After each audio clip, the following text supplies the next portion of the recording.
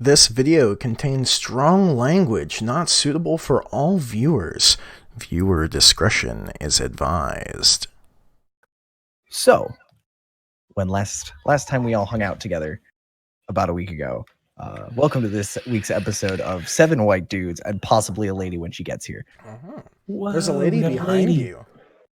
That's my lady. If I convince my lady to play an RPG, it'll be the best day ever. So last week,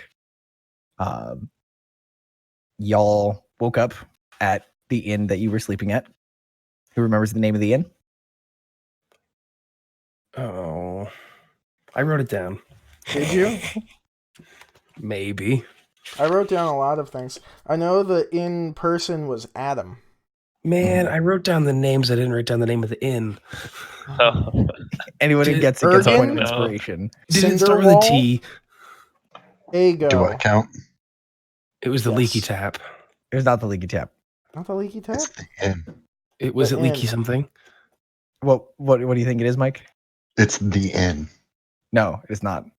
Oh. It's a popular dance move. Shake it up, baby, now. Is it the WAP? No. I need 66 thieving for It is not curses the on Rooster. I also need 35 construction. Does that help? No. So y'all are staying at the Twist and Shout. I'll write that down now. Thank you. Jesus. Yeah. Anyway, I'm calling it the WAP. you could talk to Adam when you get back about a name change, and he might take it under consideration. The Twist and Shout is going out of style. He would also take the floss or any of the other cool Fortnite dances the kids are doing. Okay. The stanky leg? Yes. If you teach him how to whip and then to nay, he will be most excited. I don't even know how to whip it. Me either. No one is whip proficient. Anyway, so y'all hung out at the Twist and Shout, woke up that morning, went down, and met the family of the Adam family, not the Adams family, because that gets me copyright struck. But you met the family of Adam and all of his family members. Gave you a few bits and bobs of information, kind of pointed you in the direction to take your currently unconscious chrome dwarf that you have in the back of your wagon still, because you just kind of threw a tarp over him and left him there overnight. Mm-hmm. He's not going to rust in one night. It's fine. So you then Lythar, who had left the inn previously just to kind of take a walk and get some air, had a bit of a moment with Ergen, who is the local gardener. And after their private moment, Ergen and Lythar were strolling through the city and came across the rest of you who had been trying to hunt him down. So conveniently, all the soul searching has been found. You found the soul you wanted. You found a nut. You don't know that he found a nut. I don't know that. Oh no, I guess No. I don't know that he found a nut. It's in his pocket. That is a secret nut. Maybe what pocket? We don't know, Chris. It is a secret nut, Chris. His pocket. One in his butt He- pocket. I might know about it. He could have picked any of his pockets. So yeah, and once actually on the way there, y'all had an encounter with with the city guard, involving a child and a pickpocket, which ended fairly amicably once people stopped panicking about the 7.5-foot Goliath storming into the room going, "What's going on here?" So Crap. to have happen. I don't know how to invite people to a call. There's a little plus. There's the pin. There's a plus button, and then there's member list up at the top right. You gotta Step hit the plus one, button. leave. Add Add friends friends to to DM. DM. This is technically a DM. We've all just slid into this DM together. We did. 3 more friends. You're adding 3 people? Oh, God, no. I'm gonna start kicking people. Everybody make a deck save to not fall out of the party. Oh gosh. Copied. That's a 2 for me, sir. Oh, sucks to be you. Is that You how get to go that fishing works? again. So when last yes, they're added, so now they should be able to join this call. Oh God, this is strange. DP is now so big.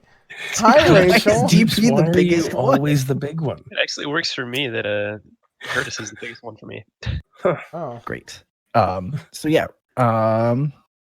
After you guys met up with Lythar and Ergen, Ergen saw these shiny corpse of Kor and basically changed. He went from this kind, wizened-looking old gardener into it looked like he just lost like 80 years, and he's now 80 years younger. Like he's moving. He not quite panicking, but he is now like in command of the situation.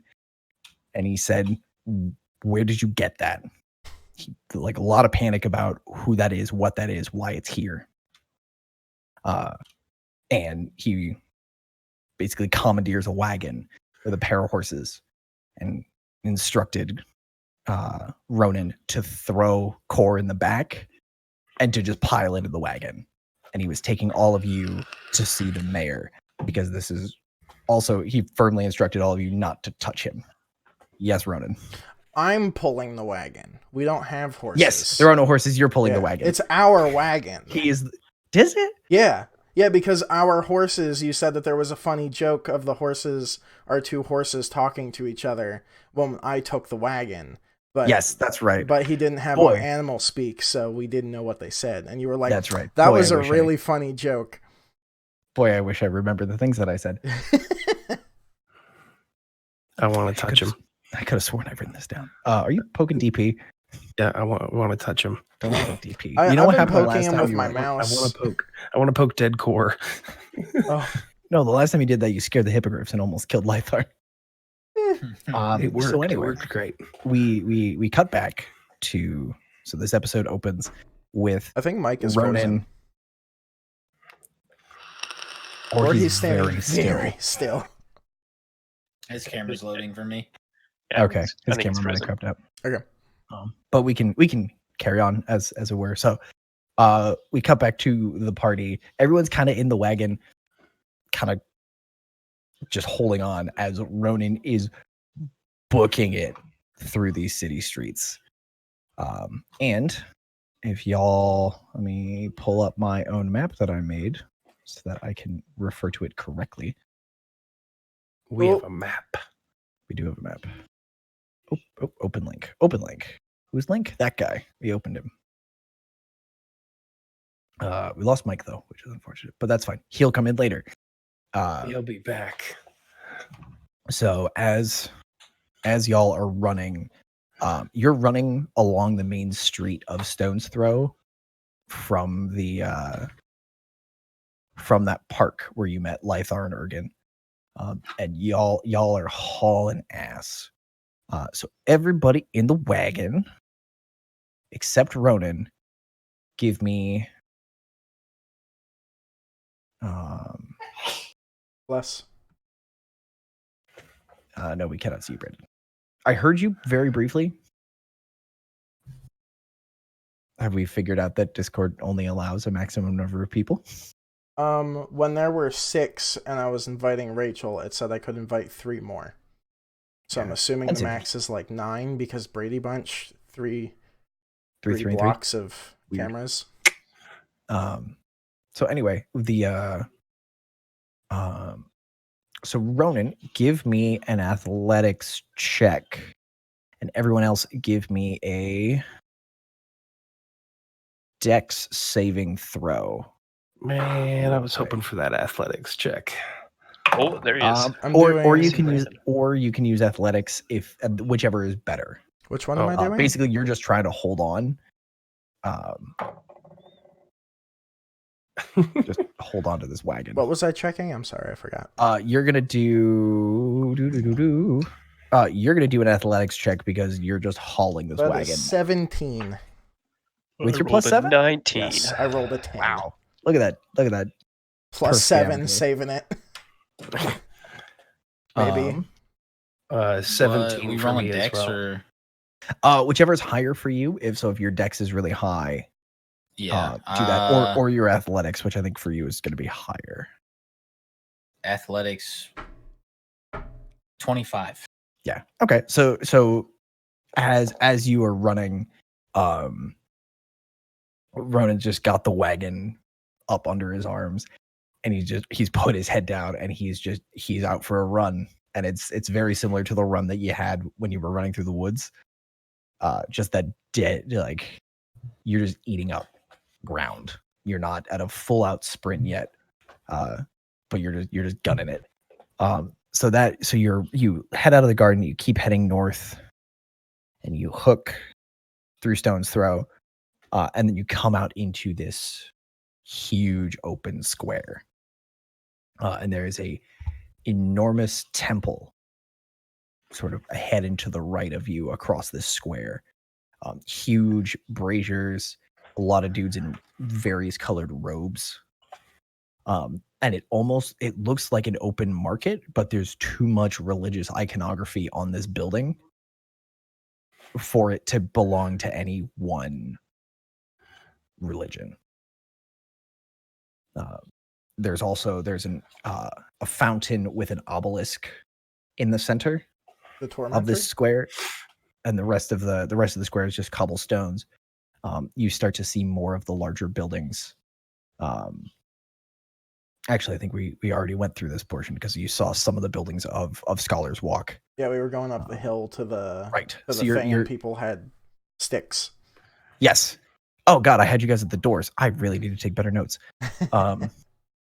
So yeah, the temple's real, but we'll circle back to that. So as you guys are sprinting pell-mell at these gates, you see a member of the guard with this huge blue plume on the top of his helmet. He's the only one with this blue plume, and he runs and he holds out his hand, and he stands directly in front of where Ronan is going, right between the doors, and he just holds up his hand, telling you to stop. And that's where we are? That is, yeah, you are at a sprint All right. at this man. I'm going to yell to, I don't remember our elf's name. Ego? Ergen? Oh, there, it's written up there. Master Gardener. I'm going to yell to Ergen if he wants me to stop. I'm going to be like, oi, you want me to stop or you want me to keep going? Ergen stands up in the back of the wagon. Ronan, you don't hear him say anything, but everyone else sort of in the wagon, you see Ergen stand up, reach into like a pocket of his coveralls, and pull out something shiny and blue. So I'm just going to keep running. And you see him hold this up, and the guard captain, he's standing there and he's starting to like brace his back foot, like he's going to just take Ronan's charge, and then he sees the light catch off this blue something in his hand. And he stops, and he turns, and he just pushes on the center of the gate with his with the hand he was going to stop you with. And oh yeah, no. So he turns and just puts his hand out, and the doors swing open like a screen door. They just like swing open and stop. And he just takes a step out of the way and waves you through. And all of his soldiers just kind of put their spears up out of the way when they see this blue symbol, this blue token that he pulled out, and just keep running in.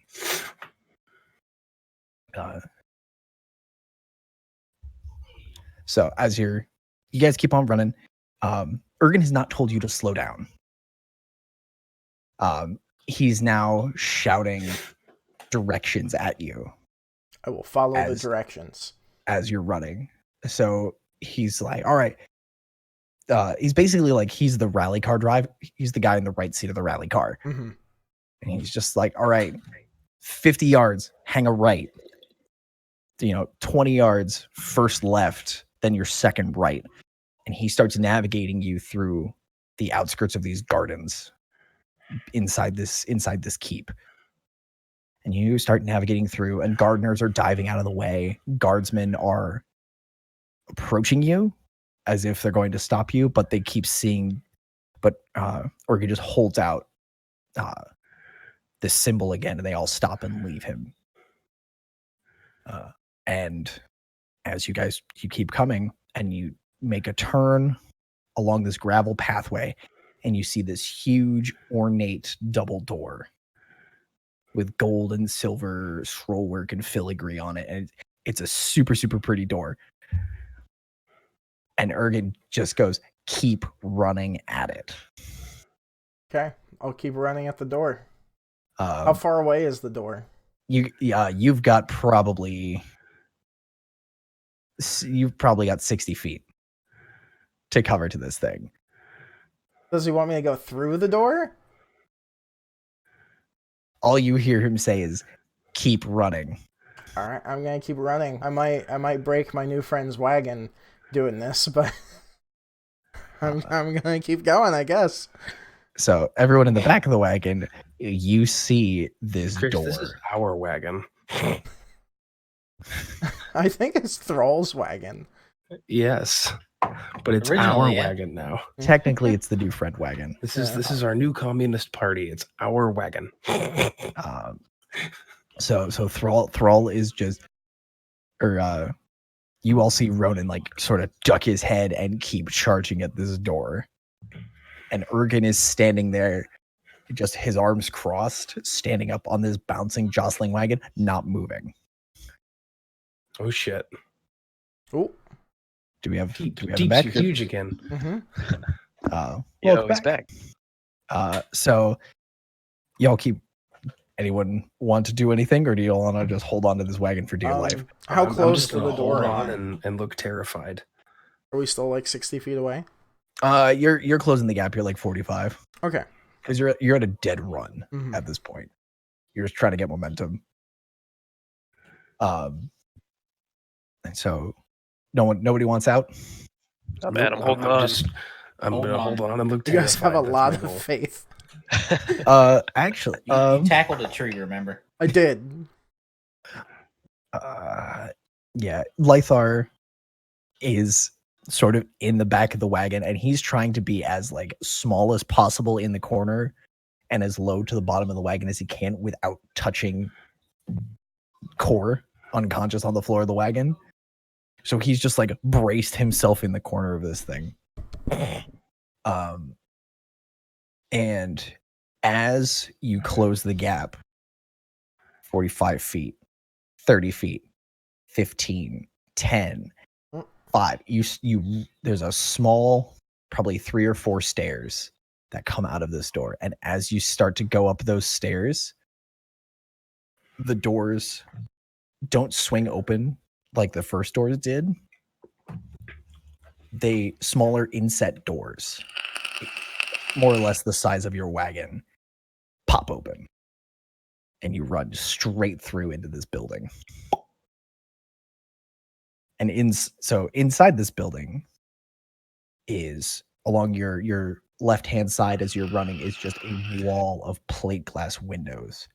It's almost like a greenhouse, except it's a nice, comfortable temperature, and there's just a lot of natural light as you're sprinting down this hallway. Ronan, as you're running, you hear Ergen be like, all right, you could slow down now. That's All you right. could stop. That's I'm going fine. to turn around and put both hands on the wagon and put like my feet down, like one of these. So and you're stop gonna the wagon. you're gonna like 180 embrace. Yes. Okay. I'm gonna need a roll for that. All right. I have a feeling we're all gonna go flying. Is it athletics? The turn is what has me intrigued. Because if you had just been like, yeah, okay, so give me I love this. no, give me just athletics to stop it slowly. We'll just make that actually just straight up strengths. We'll not even do athletics. Just give me strengths or strength. So that's a 16 plus 5, 21. Great. We didn't go flying. I didn't kill everyone. So yeah, those of you that are still looking forward at what might have been your impending doom see Ronan like pop the handles of the pull cart just enough that he can spin and brace and sort of catch the wagon at the same plane. And he just like digs in his foot and just glides back and slowly brings this thing to a very calm and just like a train coming to a halt. Choo choo. Just stop. And you stop basically at a T intersection in this hallway. With you have just coming from the left side of the T, you can either keep going forward down this hallway or hang a right. Where go, Ergen? Ergen just steps onto the wooden rail and just like walks down it like a ramp. Just trots down it and takes the turn to the right and goes deeper into the building. I pick up wagon and follow Ergen. I'm gonna follow as well without picking up the wagon. Do you want to stay in the wagon, or Lami, did you get out? You know what? I'm gonna sit in the wagon and just kind of look confused. Okay. Anybody else want to get out of the wagon? No, man, I'm sticking in the wagon. I'm also gonna stay in the wagon. My legs can't carry me that fast. Yeah, Lythar is like kind of in the corners, like, did we die? Are we dead? Nope. Is this hell? Is this my hell? Yes. Oh, well, I can't. Yeah, I don't know. No, we're not dead. Fuck you. Wagon keeps kind of trundling along. And Ergen keeps all of these hallways look just the same. It's pretty evenly put together stone, well cared for, torches probably every 15 to 20 feet in little sconces. Like it's a nice house. And Ergen is moving his way around like he's lived here. Maybe he does. And guards come up and they're like, sir, you can't be here. And he pulls out the blue symbol. And now that you're not, sprinting through the streets of Korimvor, you kind of get a better look at it. And it's just a blue crest. And if somebody wants to do a perception check to get a better look at it. I want to. I was gonna say mine is butts. Hey, that's a 12. I guess I could roll one too. Why not? I'm actually going to assist DP. So I'll assist me. Second DP. I don't think my my perception's any better. I got a 14. Also, Chris, how are you assisting? How I'm can gonna you hold assist? him up. You're holding the wagon. I am. Never mind. What is DP? I got a One hand and sit 14 him on your shoulder. perception. Okay. So you see that blue crest outline, and what looks like a stag. Like you see something that could resemble antlers inside this crest. House Baratheon? Hasperathian was what, yellow, not I think blue? so. Yeah. But he shows this crest to a guard, and the guards immediately, back off, give him a bow, and leave him to his business. Doesn't matter rank, doesn't matter who it is, they're just out of the way. And as you're coming down the hall, you start to hear raised voices coming from further down this hallway. Just like loud, argumentative kind of voices. And all of a sudden, a door probably 20 feet in front of you, as you are all just moving. Ergen is moving towards this door, and the doors slam open, and a human comes out in very fine cut. He looks dressed like a nobleman in very fine emerald green. And he's just like fixing his sleeves and kind of muttering to himself. And he turns towards you, doesn't even look, and just bumps into Ergen, just like kind of shoulder checks him a little bit. And the human just looks at him and goes, What are you doing here? Get out of my way. And goes to turn, and Ergen just grabs him by the shoulder and turns him. He goes, hello, Michael. How's it going? We've met Michael Scott. And Michael looks and just goes, Ergen?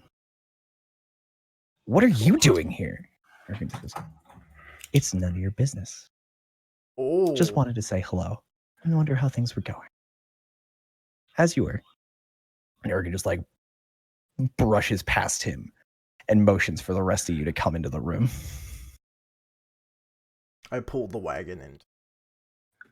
I'm gonna get out of the wagon at this point. I'm gonna walk my damn self. So as you kind of trundle in, Michael is looking at this incredibly odd assortment of folks, even for a city like Korumvor, which is pretty open and accepting of all comers. This is an extra level of weird because y'all still kind of smell like road dust and also whatever you ran through on your way in here. Lots of stuff. Road dust. Plus, you're also, in a wagon, I got which out is of not the usually wagon. how people get around the manor. And there's a dragonborn following the wagon. So Goliath, really old elf, gnome, smaller automaton, half orc. There's an elf who's trying to figure out if he's dead or alive. There's what looks like a really cool metal dwarf in the back, He's custom made. and then a half, or then the dragonborn in the back. He's As you stroll through, doors slam behind you, and you kind of get a second to look around the room, and you basically walked into an enormous meeting space with a very large ring table in the center of the room. You're still getting the same kind of motif where there's just a lot of windows, but you're pretty sure you're in the middle of like a courtyard somewhere is where all this light is coming from. I literally Final ran. party member has arrived in perfect timing. I literally fucking ran. You shit while you I'm out of ran? breath. I'm proud of fucking you. shit ran, dude. Ugh. Jeez. So let me know when you're situated, Kendrick, and I'll I'm give you trying this. to get my webcam to work. Have you tried turning it on? Have you tried turning it off then on again? Boys, That's usually what does it. Have you tried submerging it? boys. Have you found your cell phone? No. Sad. Oh, jeez. Really? You had to bring that up now? I was going to Yeah. bring that up at break. Oh. Yeah. For sake of time, I don't know if this is gonna work or it will Cool. be working. Oh wait, is it? Sometimes I have to Kendrick is unselect learning. the thingy It's not and even. then reselect No, it's it. not even coming up yet. That's the. Ooh, what did I just unplug? Can you guys still hear me? Yep. Yeah, we got you. Yep. Uh-oh.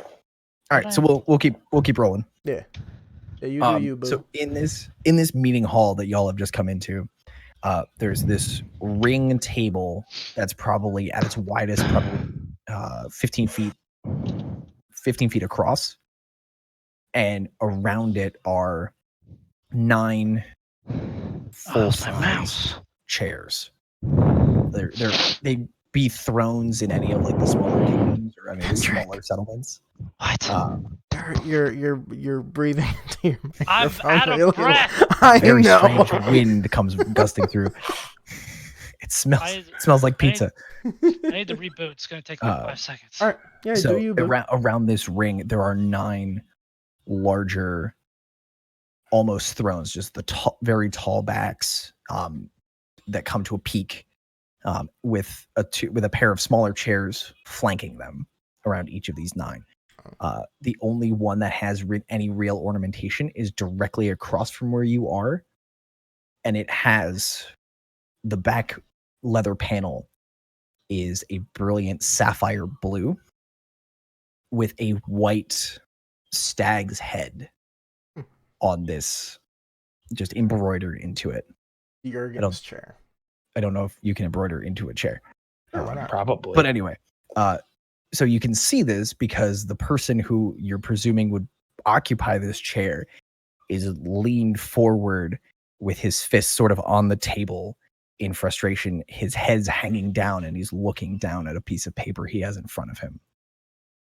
There's a few other people in the room. They're all kind of shuffling through papers and doing their best to not pay attention to what was obviously some sort of kerfuffle that happened. And they're just trying to like duck their head and keep doing their jobs.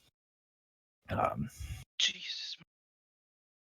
So as you come in, Oop, no, Ergen Rachel kind of was points. broken. Ergen points to Ronan pulling the cart, and she goes, "You can pull over there. Let me Pull make over there." introductions." He points at Lami, and he goes, "You're out of the wagon. Come meet some people with me. Come with me." Yep, Oh, yep. boy. I'm gonna follow quickly. Okay. So he walks up to where this man is just staring down at this piece of paper. And he goes, "Excuse me, Mayor, I have something urgent that I feel like you would be very interested in seeing." And the man jerks his head up and he goes, "What could it?" And his face goes from this mask of frustration and a little bit of hopelessness to this huge smile, like he's seen an old friend for the first time in a really long time. They live in the And same town. They really should make time for each other. Do you say that, Ronan, quietly under your breath Yes, in the I corner? do. So your voice carries a little more than you thought it would in this room.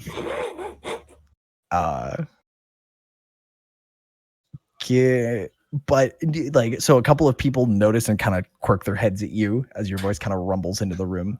But nobody says anything. Well, Ergen and this man are having their heart-to-heart moment.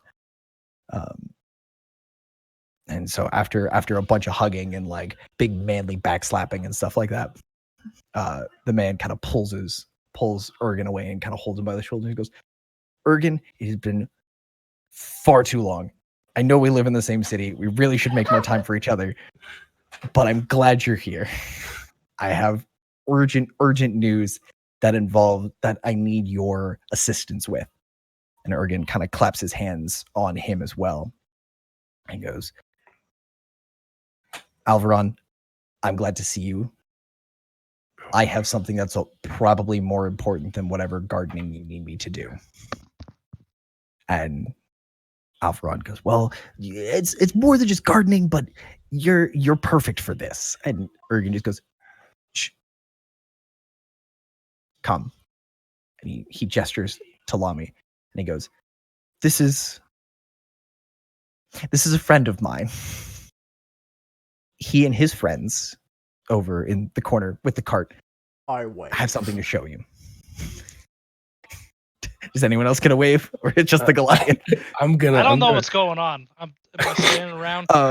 So real quick for you, Lythar. Basically, you guys left the glade, and sprinted through the city up to the castle keep. Yes. Through the crust up to the keep. You, Ergen got you guys into the building. Yes. And through a couple of like gardens and stuff like that, and now you're in basically an enormous conference hall. Okay. And so Ergen kind of you're still in the cart. No one, like very few people have gotten out of the cart. Okay. Just me. Basically the mystery machine. Zoinks. And so Zoinks. Alvaron reaches out and goes, "Please," he reaches out to Lami, goes, "Pleased to meet you, friend. Any friend of Ergen's is a friend of mine." I'm gonna say very awkwardly. I want to go for awkward here. Be like, hi, Mr. Mayor. Nice to meet you. Yes, we're friends now. Come look at our metal dwarf in the cart. He's not a statue. He looks like a statue. He's not a statue. He was moving last week. Not like a moving statue, like a thing that moves. That's not a statue." Oh, I And slurred. Alvaron kind of like he's doing the handshake, but he's also doing the sidelong look at Ergen, being like, is he an idiot? Is this what you wanted to show me? Like, what's his deal? And Ergen just kind of is just like, I was hoping to discuss this matter slightly more privately, but while we're here, and Alvaron just kind of keeps shaking your hand, but it's kind of automatic at this point as he's thinking about what you just said. I'm gonna interject and I'm gonna burst out. We have a letter for you. I don't know where we put it, but we have one. I think Lythar still has it. God, I point at Lythar. The mayor is just like trying to figure out what the fuck is happening, because it went from, hi, I'm meeting this idiot dragonborn, to a very old friend being like, I was really hoping we could talk about this privately, to the 7.5-foot tall Goliath shouting, I have something for you. He has something for you. And just he's very kind of taken aback. And he's like, okay, fine. What is it? What is this thing you have to show me? The letter or the statue? I don't. Pick one. Pick Lythar, whichever one you get want to out show the me letter. first. That's on you guys. Make something happen. I have the letter, right? Yes. Pull out the letter. All right, so I guess this is my cue to hop in and out of the cart, walk up to the mayor, be like, hello, I am Lythar. This is for you. As I try to carefully ignore the slobber since I licked it earlier. Does anyone remember that? He takes the slightly damp envelope and kind of looks at it and is like, okay. And he flips it over and sees the seal on the back. He just goes, you came from Long Pike? Yeah. Yes. How long did Only like flips 2 over the days. front? You got no, and you see him thinking, and you see Ergen just standing next to him, just being like, he'll get it. Give him a second. And you see the mayor's eyes light up, and Ergen just goes, yes, that's part of it. The mayor's like, you went through the Elderwood to get here? Sure. Are you insane? Maybe. What's an Elderwood? I'm gonna. They're just trees, sir. I tackled one. I put it back though. And Ergen's just like, Ergen is also looking at you like astounded. He's like, you tackled the tree. Yes. Like I said, why should we be afraid of trees when we have this Goliath here who can just tackle them? The mayor is like, the other people in the room, there's usually there's one person in each of the bigger chairs, and sort of off to the side of the table there is a woman sitting there with just like a quill and paper, and she has not stopped writing, and every time someone says something she writes it down, and she's just recording this entire everything that's happening. Might be Nice. bad. That might I be actually bad. want to say that audibly. Nice. And Ergen's like, and Ergen looks to Lythar and goes, is that why is that why you were selected? Is that why Based on our ability to Is he tackle talking trees? about the acorn? he's talking about your moment in the woods? I thought he was talking about our ability to tackle trees. And he looks, is like, is that why they honored you? Is that why the forest honored you? Because of him? I kind of just shake my head and I say, the Goliath tackled a tree. He decided to put it back. I saw wisps, knew it was not good, so I respectfully said we need to leave now. Of course, the Dragonborn questioned me, but we got out of there safely. We almost got into trouble. We're okay. In my defense, I was busy fishing. He So hit Ergen a tree with a fish. and very impressive. Ergen and the mayor kind of look at each other real quick, and the mayor goes, "You'll have to tell me. You'll have to tell us the whole story later. In the meantime, I would like to do that." He turns and waves to Thalia and is like, "Thalia, can you come over here, please? They have something to show us, and I feel like this would be this will be more exciting than the rest of the notes of this meeting would probably be." Oh, I'm sure it will be. Little bod friend. So if you want to sort of describe yourself to the rest of the group, for a hot second, I had you sort of writing down this entire conversational back and forth they were having. Okay, makes sense. But if you just want to describe yourself as you stand up from the table. I am a redhead, about 5'2", 5'3", female, Asimir. I've pretty tan, and the strange thing is my eyes are gold, so there's like definitely something a little special. I'm dressed well enough to be sitting in this meeting, but not like super nicely. And I've got kind of a pack with me and a conch shell kind of strapped to my side. Yeah. So And so the mayor kind of gestures you over and he goes, "Everyone, this is Thalia." Before he finishes talking, I'm gonna run up and hug Thalia. Oh, hi, Ronan. Nice How are you, little bod friend? Oh, pretty good. You practicing your conch shell? I have it right here, actually.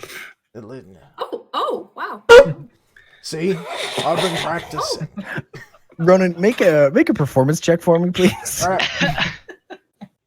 right. I will allow your proficiency bonus on this one. The conch shell playing or the you will add 9 to whatever you roll. Also, rolled a 15, so that's 26. No, okay, 24. 24. Yeah, 24. I can do math. So the resounding, like, it's not a blat, but it's closer to a foghorn than it should be. Just pours out, and it's just like, and it just like, even after he's stopped playing, it starts to echo. It's just like, Oh, you have been practicing. I see. I hear. Yes. I can't, but I'm gonna look at my new mayor friend and say, I think these two know each other. We do. And he's like digging a finger in his ear. He goes, "I'm sorry, can you say that again?" I'm gonna say it louder, almost yelling. I think these two know each other. He goes, "Really? What gave it away?" Oh, sorry, Mayor. Yeah, I'll just get back to writing. I pull out a piece of parchment and I pretend to start writing.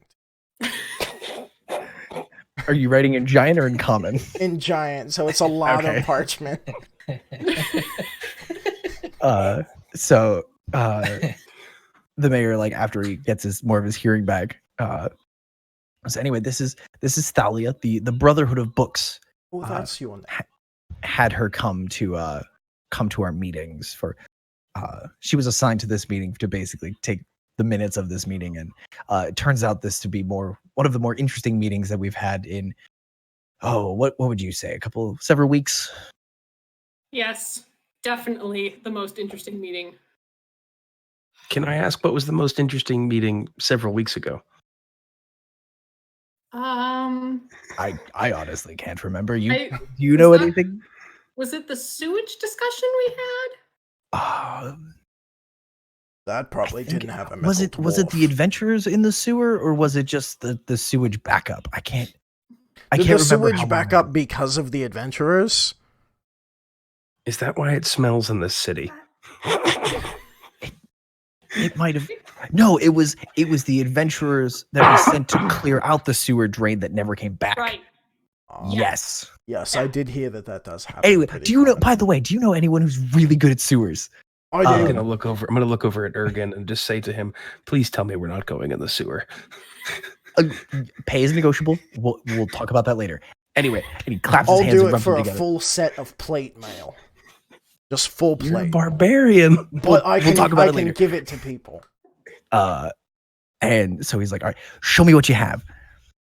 And I reach in the cart. Oh wait, I can't touch him.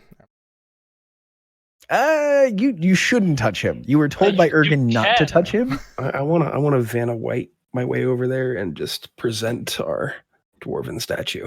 Yeah, I think he's still hold covered for in a now. tarp, if I remember I'll rip correctly. the tarp off Perfect, yes. when Lamy does this. I'll rip the tarp off like a game show. New car. So Thalia, you and the mayor kind of lean, like you see in the back of this cart. It looks like someone has taken a dwarf and dunked them in some kind of silvery metal. And it is like a perfect model of this dwarf. There's a couple of, it looks like veins of some darker metal, but like it looks like this dwarf has just been like dunked in silver and left to finish molding into like a into this perfect shape. I take like my his clothes, his weapons, his hair, everything. I take my non-returning javelin and I hold it by the tip, so I have the handle, and I bonk Core on the noggin and be like, "Yep, doesn't move." I'm gonna say, you see, when I met this tiny man, he was much less shiny, and I think that's the problem. I'm guessing it has this kind of.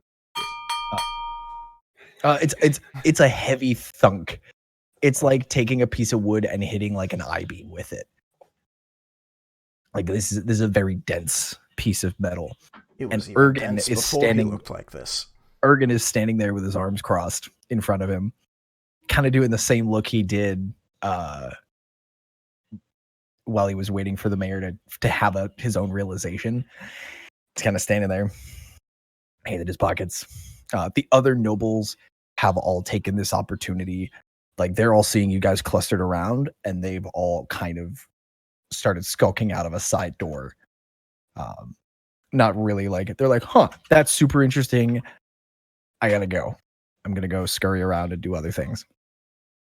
And so the mayor is looking at the dwarf, and he reaches into his pocket and he pulls out a pen, and he starts like, he runs the pen like through the beard, and you hear like the metal kind of bristling across the body of this pen. This is. You said he wasn't like this a week ago. Oh. Nope. Walking, talking, eating, drinking, lots of drinking. Too much talk. Oh, is he alive? We think so. The people at the town that we came from tried to fix him, and then she put him to sleep, and then he's been like this. The people, and he reaches around, and then he's like, Where did I put that letter? Did you check all your pockets? On the table. He turns and it's not there. And Ergen just like reaches into his other hand where he was holding the letter and just goes, "Here you go." He found it. The mayor's just like, "Oh, okay," and he pops the wax seal and starts reading. No. Long Pike. Good. Congratulations for thank you for saving the Long Pike Inn for saving Long Pike and burning down the inn. I had nothing to do with that. That's don't worry about that. That's we don't speak of this. That's a misprint. They may have burned down the inn, but that's okay because the new inn is much nicer. See, okay. It's because it's okay. And you see him just mouth the word Modron. And he freezes. Modron. What's a Modron? And he stops and he puts away paper. And he goes, Thalia, do you remember anything? What was it? 6 weeks ago? A couple weeks ago? Letters from a city where they had small automatons were being spotted in the city. Do you remember anything about that? Hey, we were there. Do I? Hashtag Mabes. That would be I'll give you that as a history check with advantage because it's recent history. All right. I should pull up your character sheet, not Ronan's. I was like, oh, you don't have a very good history score. Oh no, I do. So that's a 17 and 17. Okay. Plus your 6, or is that? That's including the 6. Okay. So yeah, about 6 weeks ago, you got a letter, sort of just like a general notice, like the weekly bulletin from one of these cities on the other side of Korumvor to the west, where the local guard had found. It looked like a sphere with 4 legs, but the sphere contained an eye and a mouth, and there were several of them spotted moving outside through the city, and several of them were broken, but none of them were moving. None of them were sent. Like when they broke, the pieces were too small to sort of do anything with. But that was 4 weeks ago or 6 weeks ago on the other side of Korumvor, not the same side as Long Pike. Cool. Yes. Yeah. There's something strange going on there. Something about technology. Yeah, the little robots, the little Modrons. His eyes. He like keeps thinking, and Ergen just leans over and goes, You know what they're talking about. You know what Modrons are. This has to do with him. Who's him? And the mayor's eyes snap up and look over at Ergen. He goes, How do you know about him? And Ergen's like, dude, I was the groundskeeper here longer than you've been alive. I don't know him, so if someone could tell me who him is. Ergen takes a second and kind of looks around and goes,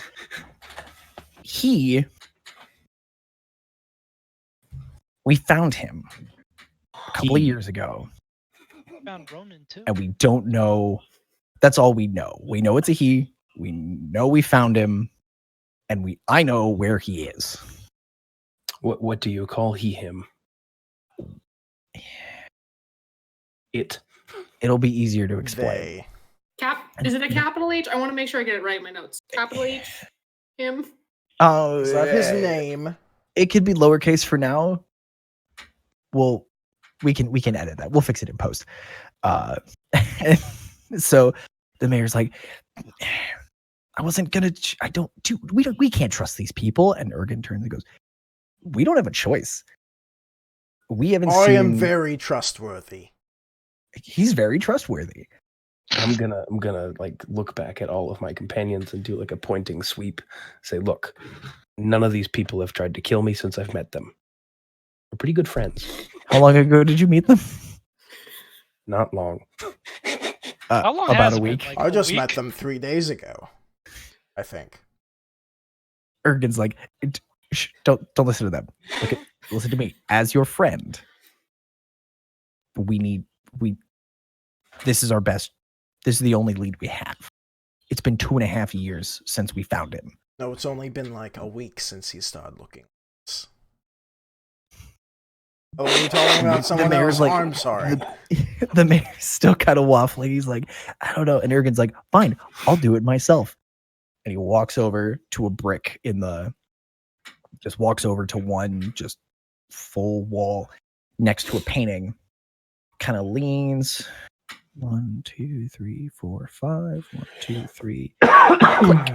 He just pushes his wrist up against a brick, and there's a massive chunk. And then the one portion of the wall slides back behind the painting, revealing a doorway, like a 5x10 doorway. And Ergen just goes, "What, you think I didn't know this was here?" And the mayor's like, I can't hide any fucking thing from you. All right, Thalia, you might as well come on and record this secret. This might, if nothing else, this will get you into the Brotherhood of Books. There's already a picture drawn. Like notations on where the secret brick is. Yeah. She's very good at drawing.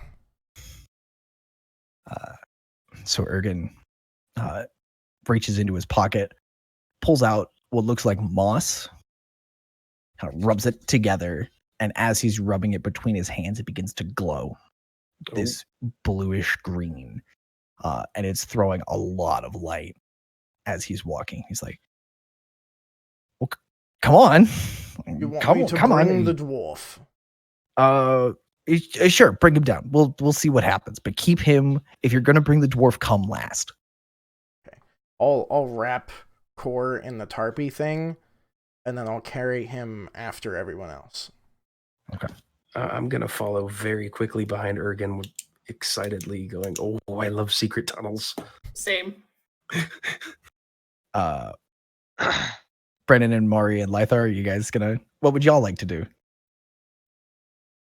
I will DP, also I cannot follow. hear you. DP also, what the hell is that shirt? I am loving it. Oh, you got Number Louis. one, Dad. Kendrick, Number the one top of cat your head dad. is beautiful. Yep. Huh? Mouth up. The top of your head is beautiful. I'm sorry. I'm trying to better. sit. Can you hear me now? Yes. Yes, I can. Oh, should I press the All right. button? Oh no, it's falling.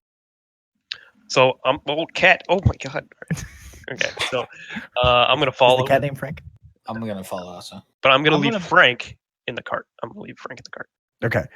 I'm gonna kind of like wait for Thrall to go first, and I'm gonna go behind him, just because I don't want him behind me. Because you're still racist. We haven't had the discussion yet, so I am still slightly racist. Yes. So how do you discuss race, Kendrick? Kendrick, you need a southern accent for your character now. I'll say. I don't like orcs around here. I don't like them tusks. No, I need. There needs to be. I have stuff in my bio that you guys don't know yet. So, which we'll get to. Why don't you share that with us, Lythar? I don't want to willy-nilly. Hey, I hate orcs, and this is why. It's not really a great way to I don't think that's how yourself. people do it in real life. If you do, that's at like an office icebreaker, and then you're fired like a week later for something that's not actually a fireable offense. Do you think racist people during Thanksgiving are like, damn, my open-minded uncle is gonna be there. I hate that guy. I believe the term is the stupid libtard. But yes. Yes, that is how they are. Yep. My goddamn socialist neo-libtard uncles are coming to visit. Shitting on the Eagles. I'm sorry, this is hilarious. So as you're walking down, Ergen has both of his hands it's almost like he's drawing on the walls, like he's finger painting, but where he drags his hands, he's leaving a trail of this bioluminescent fly, Eagles, liquid. He's just, so like you have these two parallel lines of light that are just plenty of light to illuminate this hallway. And as you go down this spiraling kind of staircase, it seems like you're going like 60 feet underground. Just keep going and going and going and going and going. And eventually you come to an enormous steel door. We hear it. 10 by 10 with no lock, no handle, but 4 plates of steel. Ronan, just headbutt it. I'm in the back with the thing. Yeah, Ronan's in the back. Use him. And are you gonna use the door as a No, battery? that's why I didn't use my words. I just okay. I was very careful. You still did it. We're learning. So I thought it was a javelin. Ergen is standing there with his hands glowing, and he looks over at the mayor and he goes, and Ergen's like, well, I can't open the door because everyone will see what the combination is. You open the stupid door. The mayor's like, why should I be listening to you again? And Ergen goes, because this is the best idea and the most fun you've had in about, I don't know, 2 weeks since the sewer thing happened. That checks out. See, the lady agrees with me. I like her. Like, she's very smart. And he's like, okay, fine, whatever. And he goes and he walks up to the door. And he stops for a second. And he starts tapping a pattern onto these plates. If anyone wants to try and learn the pattern, let me know. I will. It's a Funky Town. I'd like to notate the pattern. Okay. It's It's kind of That's like Funky a Simon Town. Says, where or like kind of like a keypad where it makes a different noise with each button you hit. Oh yeah, here we go. So Lights are in Thalia, the hizzle. anyone who wants to that- try and notate it, give me perception checks. Oh boy, let's hope my theory skills I'm comes gonna- into I'm handy. gonna- I give it a rolled a shot. 3. Oh, that's perfect. All that.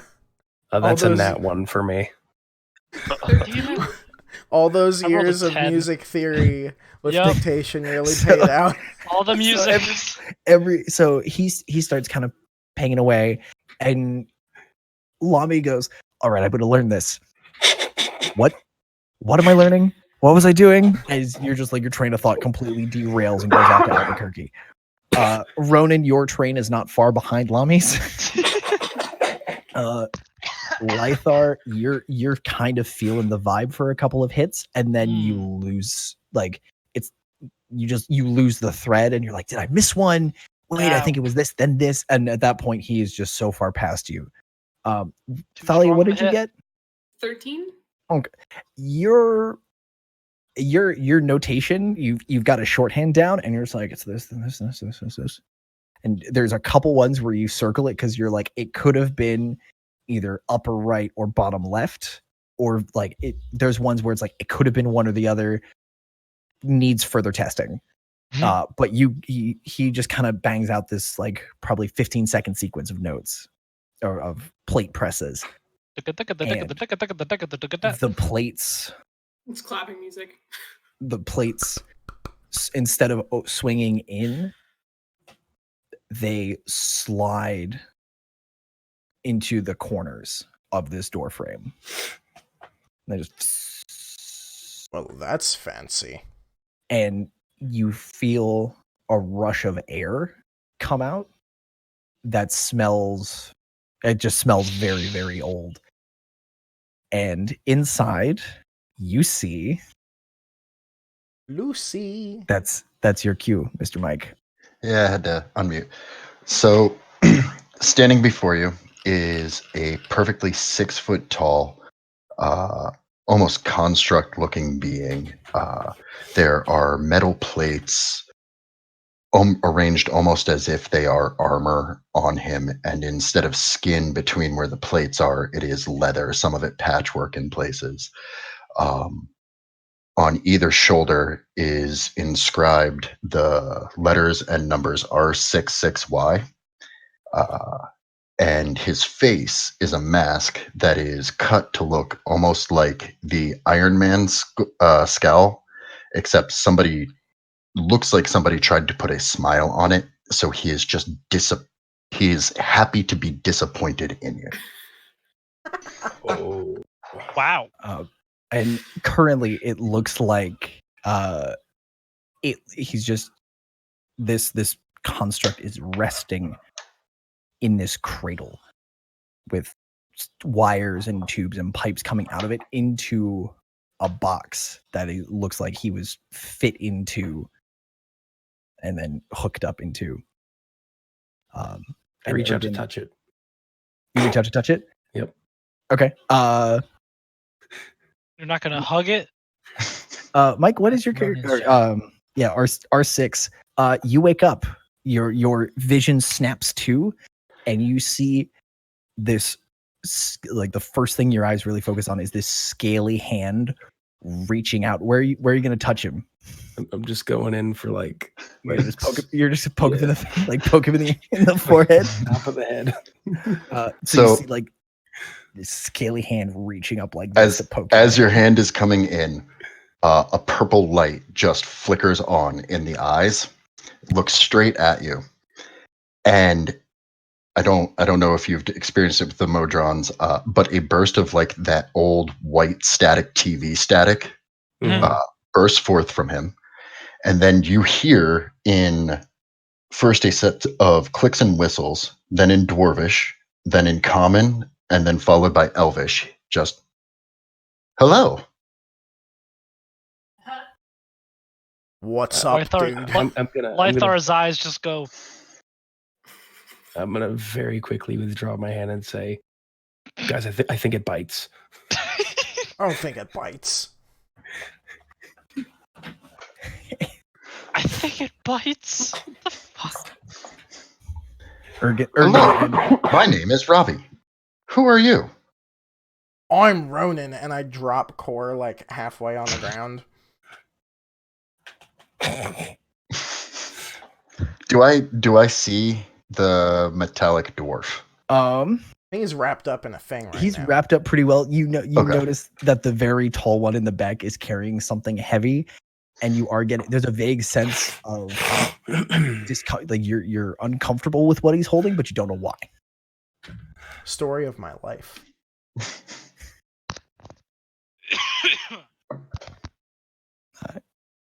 So Ergen and the mayor are just like looking at each other, looking at everybody else, and they're just as surprised as you, Lythar, the fact that after 2.5 years, this thing is now moving and talking. Have I seen something like this before or read about it? You've seen constructs, you've seen Warforged before, and you've read about them. This one seems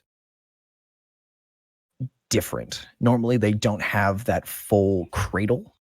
And actually give me a perception check, Thalia, because I feel like you're sketching him very quickly. Oh yeah. 19. All right. You can see a symbol on his hands, like sort of etched into the palms of his hands, that looks it looks like a gear. It's a circle with lines coming out at equal intervals, shooting straight out from it with a dot in the center.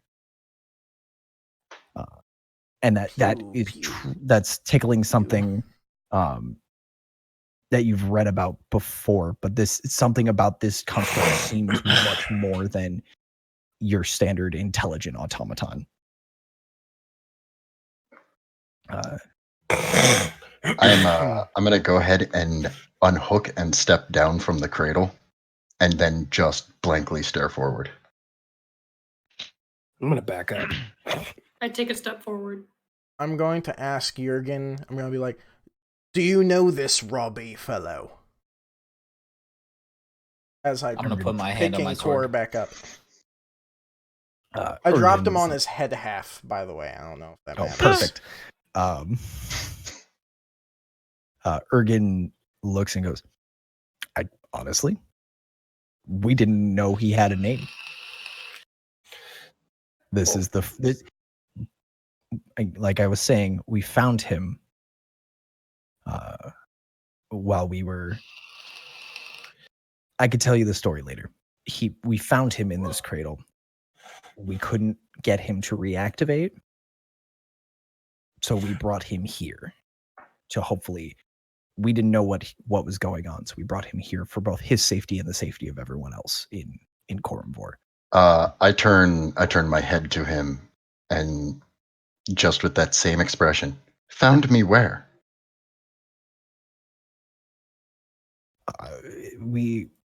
Ergen kind of looks a little uncomfortable.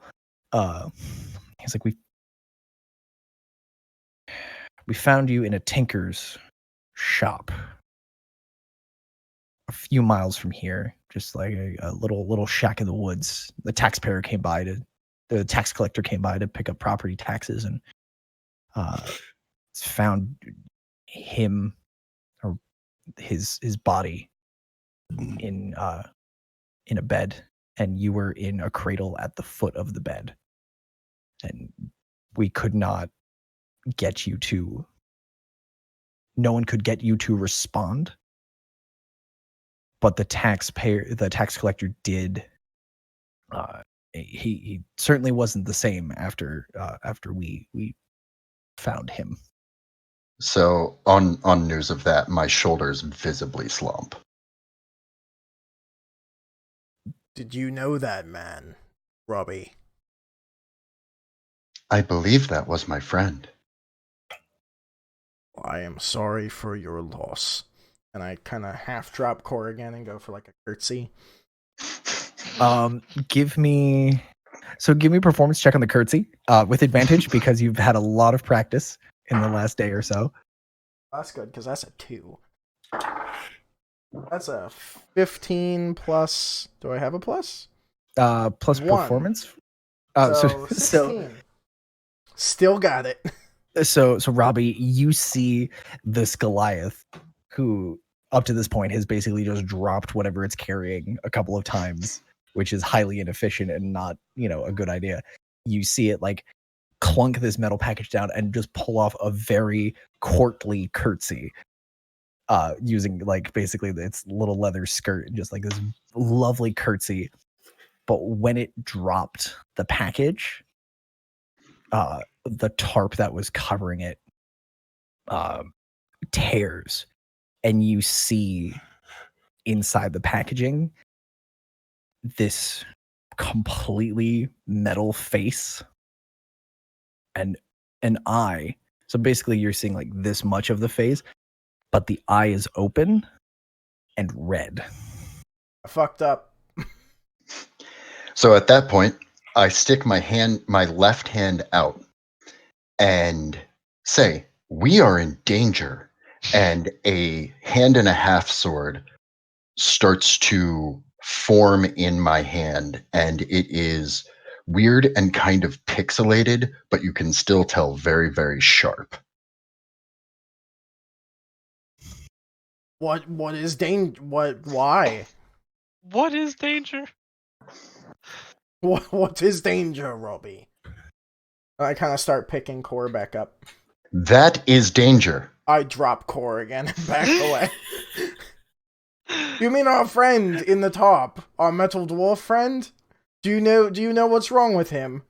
He's not that dangerous. To be fair, he just drinks too much. Does. His chicken, though. Watch out for that chicken. Do I know anything other than the feeling that I am getting?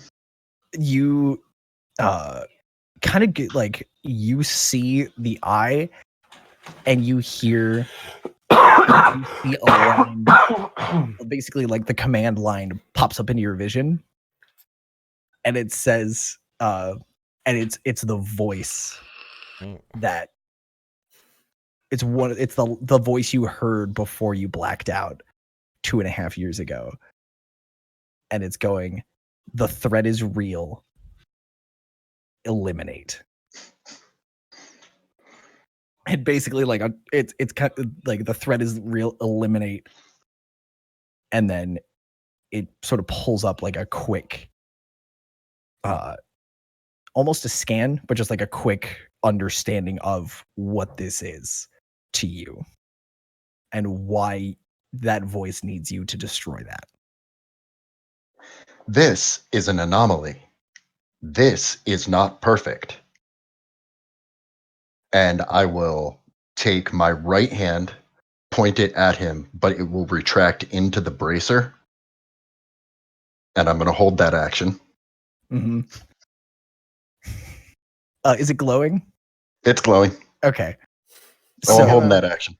I'm gonna pull out a javelin and like ready it because I don't know this Robbie guy, and this little metal guy is our friend at the moment. So I'm gonna like prepare here and be like, "What you mean in a none of us are perfect." I mean, I'm pretty perfect. What's wrong with him? He's just a little weird. This is more than weird. This is disease. I turn to Jurgen and I'm like, What is disease? Yeah. What do we do now? Well, Robbie, what do you suggest we do with our dwarf friend? Because our goal here is to fix him, not to do whatever your hand is doing. I will release that action, not cast it. Mm-hmm. Hold on, sorry. Oh, you're fine.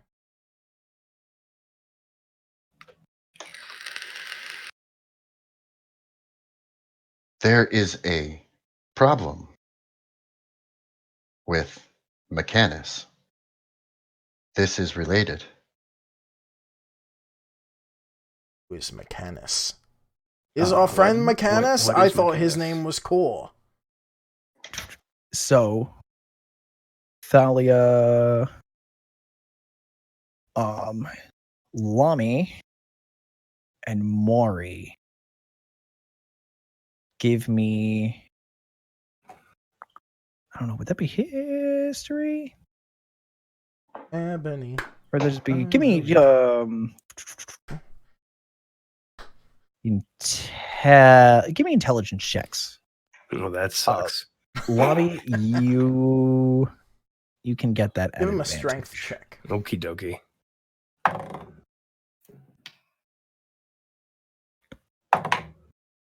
This dice has gone sour. I got a 12. Unfortunately, It's a 4. Oh, Wait, is everyone doing an intelligence check? 11 for me. Just those three. Okay. So, Lami, what did you say you got? 11. 11. When you hear the word Mechanus, Mm-hmm. you feel like the divine part of your brain, the part of you where that divine power resides, reacts to that name. Uh-oh. But you don't get anything more than just a recognition of the name and a sense of danger. Oh, okay. So sense of danger, and I know then. Okay, got it. Mari, what did you get? I got a 13, or I got a 12.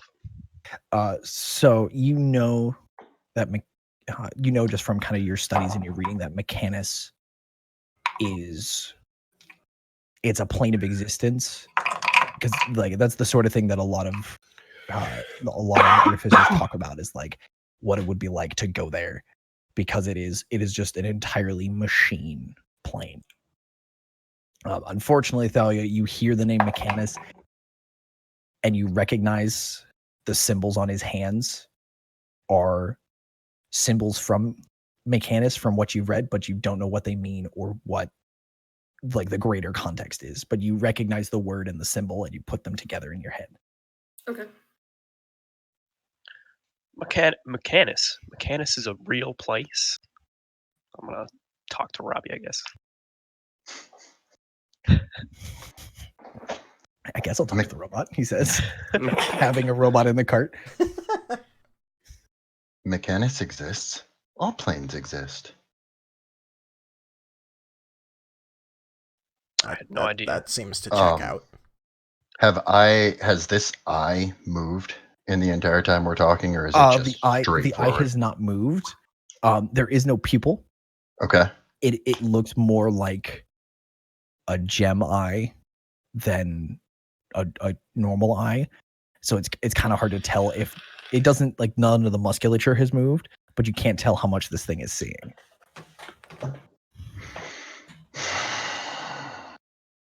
I'm gonna take, because I still have my javelin like kind of in my hand, I'm gonna be like, look, see, he's fine, and take the butt end of it and poke Core in the stomach like 3 times.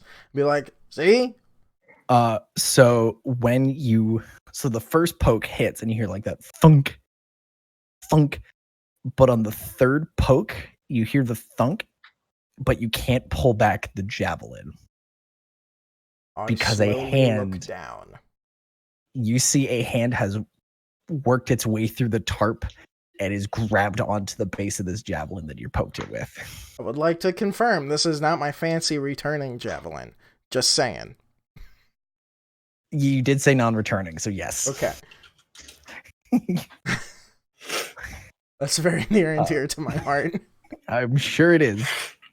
So yeah, that is not your fancy modified javelin. So I'm gonna look down at this guy, the core, and I'm gonna be like, "Oh look, he's awake," and be like, "Hi, buddy." And again, I will just utter, "We are in danger." Robbie, can you provide analysis? And I will look at you and go, So sorry. danger, danger. How much danger are we talking here? We talking like a scale of 1 to 1, or 1 to 6, 6 to 11. Like where are we standing? I guess as I'm still holding on to the javelin, looking at Your numbers do not compute. Oh, they normally don't. Oh, Kendrick died. Oh, Whoa. So how much danger? That was weird. Uncertain. I don't know. You start. Uncertain. So what do we do with our metal friend? Can we you hear leave the him sound, here? You hear the sound of crunching wood as the hand on the javelin starts begins to squeeze and starts to crush the wood of the javelin. I'm gonna try to yank my javelin away. Cool. Give me a strength check. I have that. This will be a contest. Can you guys hear me? Yeah, I got you. yeah. That's an know what 11. You do not pull it away. You tug on the javelin. It does not move. The arm, like when it pulls back, it starts to rip more of the tarp. Ergen and the mayor are now completely like freaking out, and Ergen is standing between the mayor and the rest of like pretty much everybody, and is kind of forcing the mayor up the stairs. Can we close this door? Oh, come on. Who are you saying that to? Ergen or the mayor, or just kind of shouting it? Shouting it. Like, what's in here? Can I, like, perceptive what's in here? Was it just Robbie? It was pretty much just Robbie. Okay. And then it's like, just a sealed Chooky Chook. Yep. All of the walls are they're just like a single piece of stone. It's like somebody chiseled the door and then came into the room and hollowed it out and then put the door on. It's a single piece of this black stone. I'm gonna yell, "We should leave," and I'm gonna reach down and put my hands like under core and just like throw. And just try like get him into the room. Because right now I'm kind of like near the doorway, right? Mm-hmm.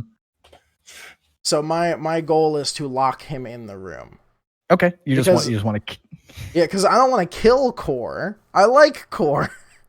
I mean, he's gonna die if we abandon him. We'll worry about that after we close the door. It's less blood on our hands. Ergen is pushing the mayor back, and he goes back and he goes, "Alvaron, can you shut the door if we get everybody out?" And the mayor's like, "Yeah, the door's meant to be shut. It's harder to open than close. Just get everybody out of there." So they start yelling for, like, kind of gesturing for you guys to just get the fuck out of the room. And as where do you want to grab and like kind of shot put Core into the room? Like under his like shoulder and like upper back thigh, because I'm assuming he fell on his back because I was holding him from his back. That's weird. And I dropped him. He's flat on his back and he's still got your javelin. Yeah, I'm just gonna let go of the javelin. It's gone. Okay, and then you're gonna get under him and kind of throw him. Yeah, like not like under and then throw, like a... You're gonna like roll him across the floor. Yeah, kind of, but more of an upper... Like I'm rolling with purpose. Roll with enthusiasm. Yeah. That's a t-shirt. Like give him a little like... Give me... So you let go of the javelin. He's on the ground. Give me... Yeah, that'd be athletics.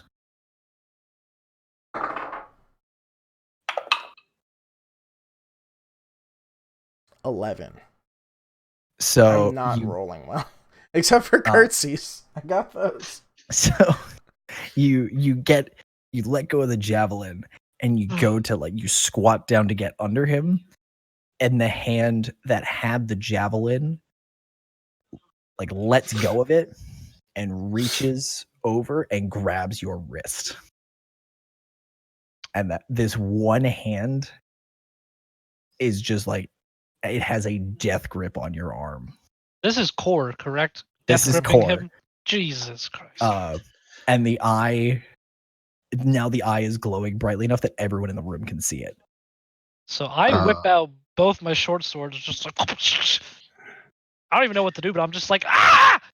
I aim my hand back at him and look around at everybody. Do I have your permission now? Yes, you have my permission to do that. I will fire Eldritch Blast. Okay. Oh God. If you would like to give a quick descriptor of how you're shooting, like what exactly it is you're doing. So, my hand retracts back into my bracer, and I point it forward at them, and a blue glow comes from it and fires twice. Are you Mega Man? Basically, that's what I was thinking. Yes! It took us like 4 days of conversation to be like, oh no, it could come from his hand. He'd be like a Mega Man, and you guys got it in like 10 seconds. All right.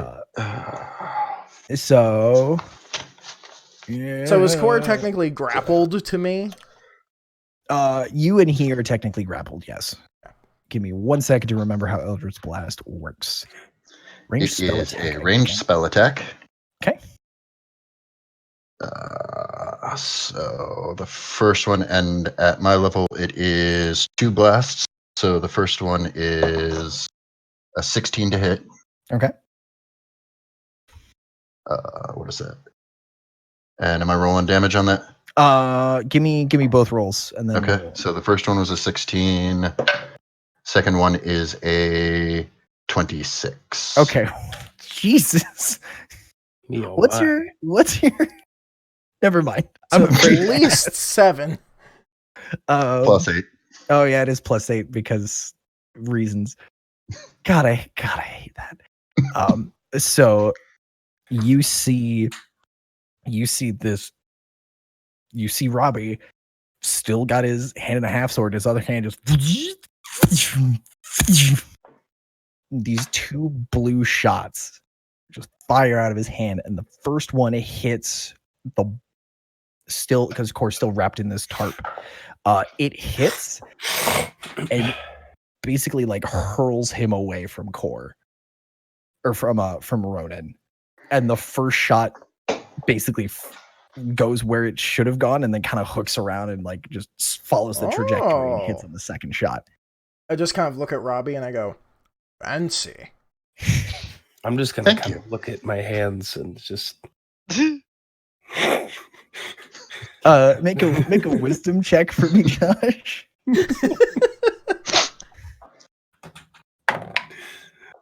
That's a 10. You feel your hands get a little warm, but nothing really happens. That could also just be that you're nervous. But you hear the little scared part of your voice, the scared part of your brain just go, maybe next time. We'll work on this.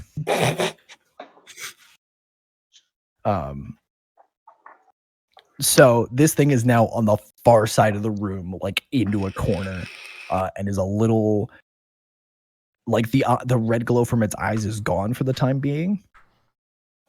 What would y'all like to do? I'm getting out of there with I'm making sure the mayor gets out. How far from Lithar and Mori am I?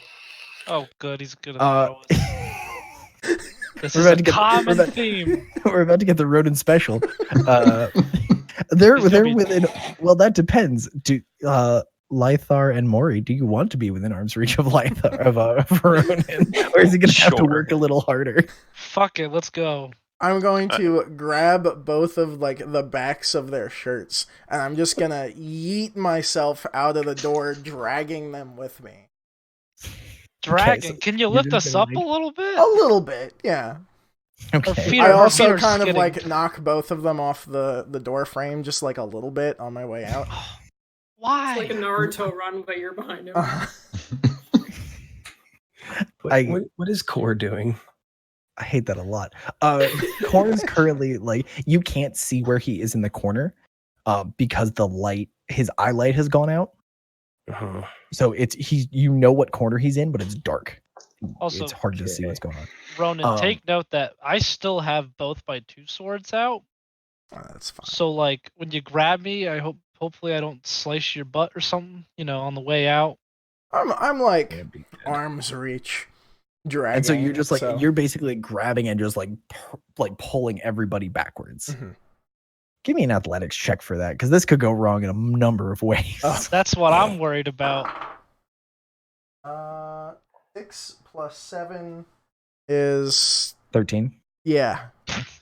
So you grab and you pull, but basically you transfer all of your pulling momentum into the 2 of them.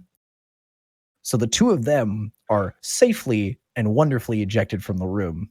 You, unfortunately, you're kind of standing there weirdly balanced. You didn't fall, but you're definitely off kilter. Thalia, you said you had left. Lythor and Maury, you're now out of the room. Thrall, what would you like to do? You've been quietly in the back with your glaive, standing there menacingly. I'm gonna back out of the room. Okay. Slowly. So, from the corner of the room, you see the eye lights moving up. And now you can see both of them glowing from that corner of the room. And it's clear that Core is now standing. Oh, God. Hi, Core. I'm going to say, so are we just leaving him here? Then? We're going to leave and shut the door and then figure out what to do after that. What if he knows how to open doors? We'll cross that bridge when we come to it. You see the eye lights kind of look around the room, and it looks up at Ronan, the person who's most in the room right now, and it looks at Robbie. I'm most in the room. Oh no! You and Robbie are still in the room. I never left the room, but everyone else is. Or Josh, did you leave? No, I did not. Okay, so he looks at first Ronan, and then Lami, and then over to Robbie. When he looks at Robbie, the eyes get a little redder and a little brighter. And in a voice that sounds more human, more dwarven than it should for coming from someone entirely metal, he goes, "Why are you leaving me here? See, he wants to go. Trying to help those people." Nope. What people? Us. Do you not remember the children? And his eyes slowly, the red kind of like flickers and peters out. It's still glowing, but is a very low standby color, like a very low, like just kind of gentle pulsing. Oh, I feel so bad now. Oh. He was trying to help some children. He was. Oh, what? You mean the whole shocky shock thing? Yeah, how we got here. So he's just chilling now? Robbie, do you have any response to that?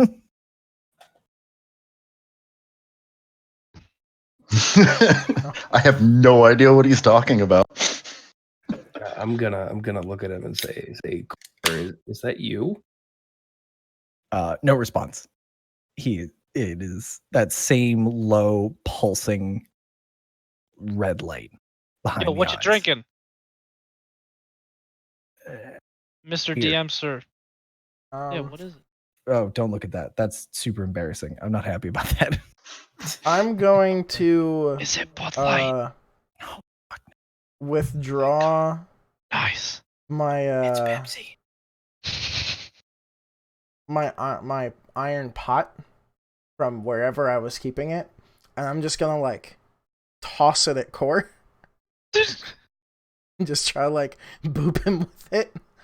Patang. You have 3. Never mind. You have throwing weapons, but that's fine. We don't need it. So you kind of like toss the cooking pot at it, and where are you trying to hit him? Well, just like center of mass, or his head, because that would be funny. So you oh, if I could get the pot to land over his head. I don't know what kind of pot this is. It's like a skillet. It's like a more like a cauldron, like a cooking pot. Okay, then yes, I'm gonna hold the bottom of it and I'm gonna like basketball it towards his face. So a little like. Mike, would that be athletics or acrobatics? Or no, I feel like right. Is that strength or dex? It's thrown dex. Dex. Give me a dex check, good sir.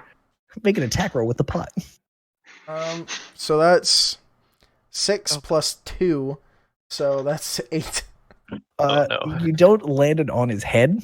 Do I boop him with it? Instead, though? it tumbles, and the heavy bottom of this pot just like beans him in the face.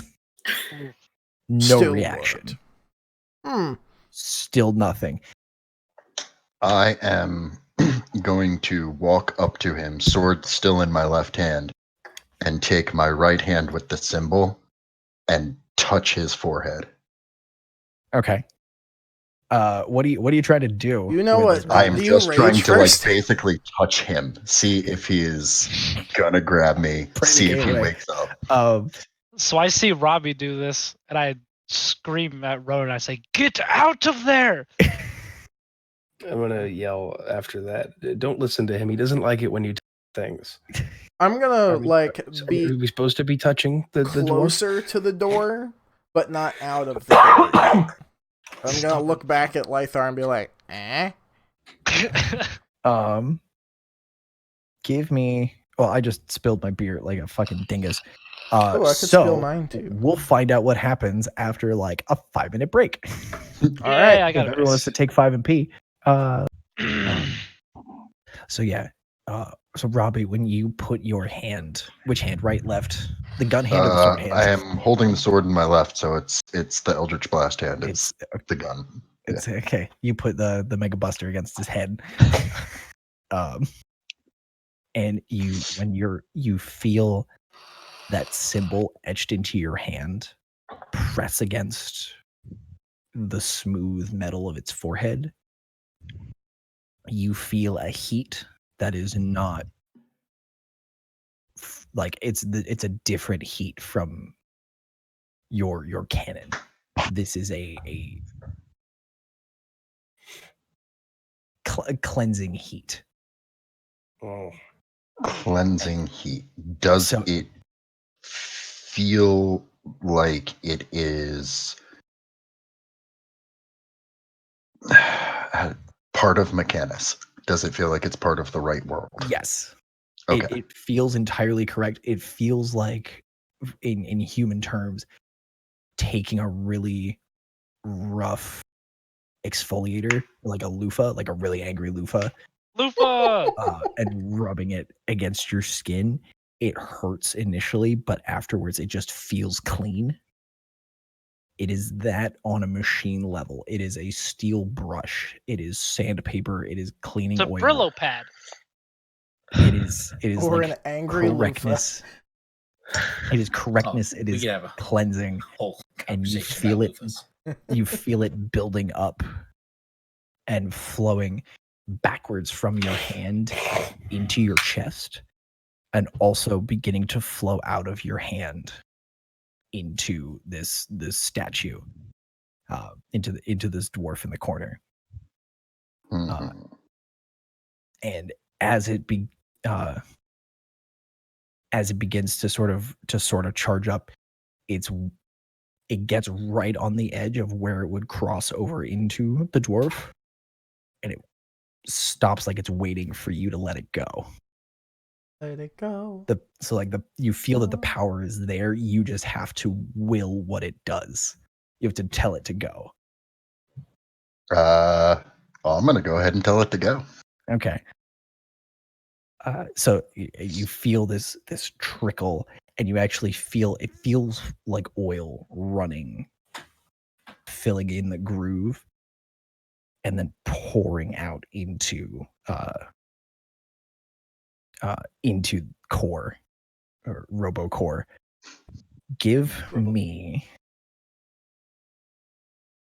What's your? Would it be? What's your wisdom? Kids, What's your wisdom? +0. And your charisma is +5. Yeah. Yeah, I do get my proficiency on saving throws though. That This is is not one charismatic rope. It's not a save. Okay. Give me a charisma check, because that's your channeling your deity. That is a 14 altogether. Okay, so you feel, and you put your hand like on his forehead, correct? Yeah. So you this blinding light, this silvery light starts to pour out of your hand and onto the forehead of this dwarf, and the eyes just open, but they're not red like they were. They're now, they look human, they look normal, but they are entirely still metallic. And you see these eyes look up at you, and you just hear it go, "The children. I did it for the children. For the children. For the children. For the children." And the eyes close and open, and it is pure, blinding red light. And it grabs your wrist and goes to throw you. How far away is everybody from me? Everyone's probably 10 feet away. Is everybody at least 10 feet away from me? I would say maybe not Ronan. It's fine. Maybe not Lamy. Lythar screams, "Get out!" Can I rage? Oh! Thunder step directly 90 feet down the hallway. So, because the hallway's not that long, so it's like the up to door and the then first stairs. corner. Okay, up into up towards basically to the door. Yes. Okay. What is happening?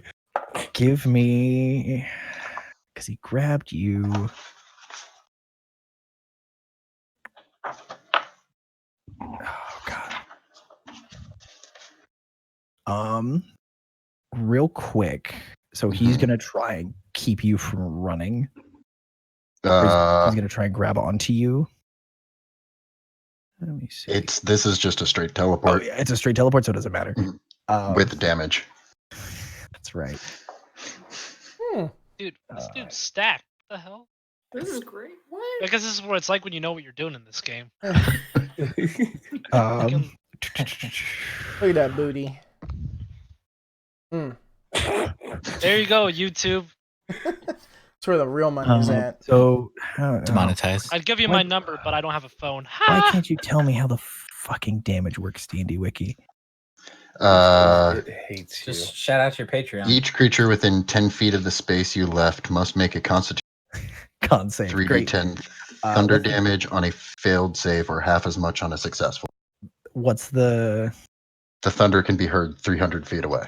This is gonna be. Oh no! So what's your DC? My DC is 16.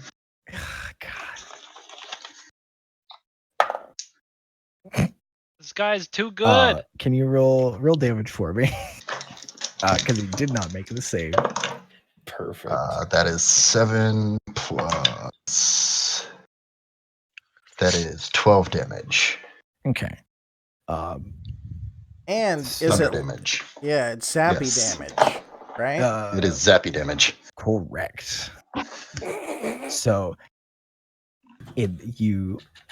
everyone's kind of peeking in through the door, and can see this whole thing happen.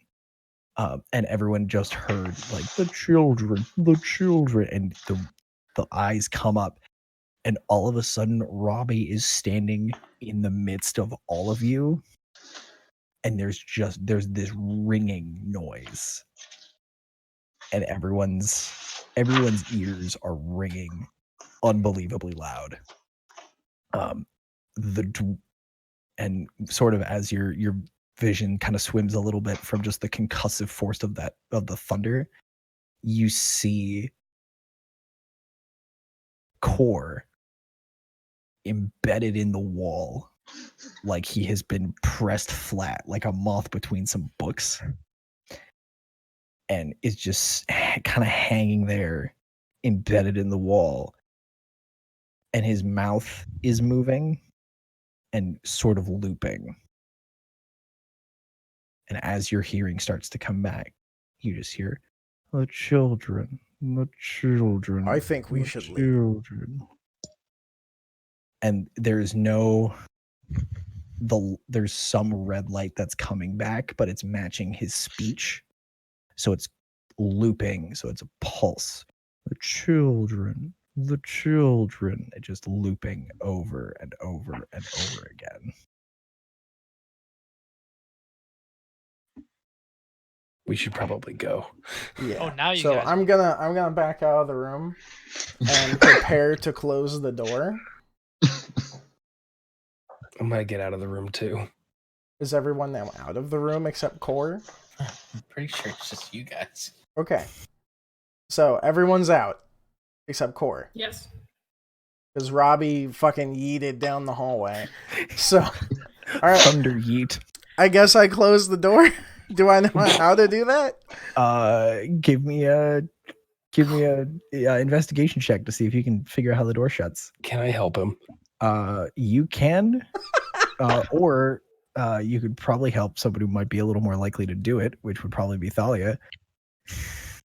She's far away, isn't she? No, y'all are standing like right. I'm gonna roll 1. He did say the door was easy to close. I'll help Thalia. I rolled a 3. What kind of roll is it? Investigation, you said? Bad rules today there, Ronan. Investigation, I will give you advantage because you took good notes on how it opened, so you understand the mechanism. All right, that's not great. And Is it better than a 3? what? Hold on. Nat 20. This girl's good. So technically this isn't a monster kill, but how do you want to close this door? Smash those buttons. How do you want to do it? Like DDR on expert mode, I'm just going. And it's in time because I'm like, I've got music in my head. I'm just kind of humming along, just like, yep, here we go. And slams the last one. So when you hit the last panel, the door kind of locks itself back in, and then sub panels, the 4 original plates split into 4 plates each and sort of spin and interlock. And there's a hiss of air being forced out of the room, and it shuts. Does that always happen? Ergen is standing at the top of the stairs and is kind of just like, the mayor is long gone. And there is no one back up. But Ergen is kind of standing there like, I've never seen that door do that. What did you do? Well, you just have to do it in time because, see, the first time you did it, you were about an eighth note off. It was good. Don't get me wrong. It was good. I just think you have to, if you shift it back an eighth, like an eighth beat, just totally syncs up.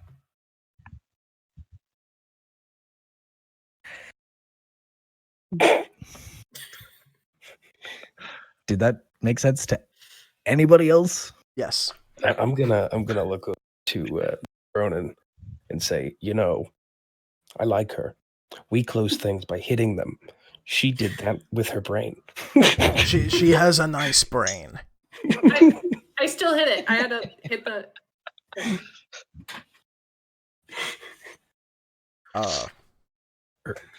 Do we know any people with lightning by chance? I believe I just caused some. More lightning. Like a lot of lightning. I cannot help you. Oh. Well.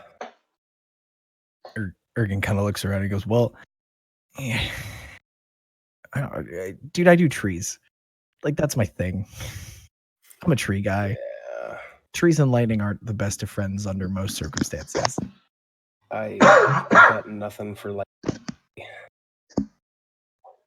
Tell you what, let's not have this conversation outside the door of the probably pissed off thing on the other side. Oh, right.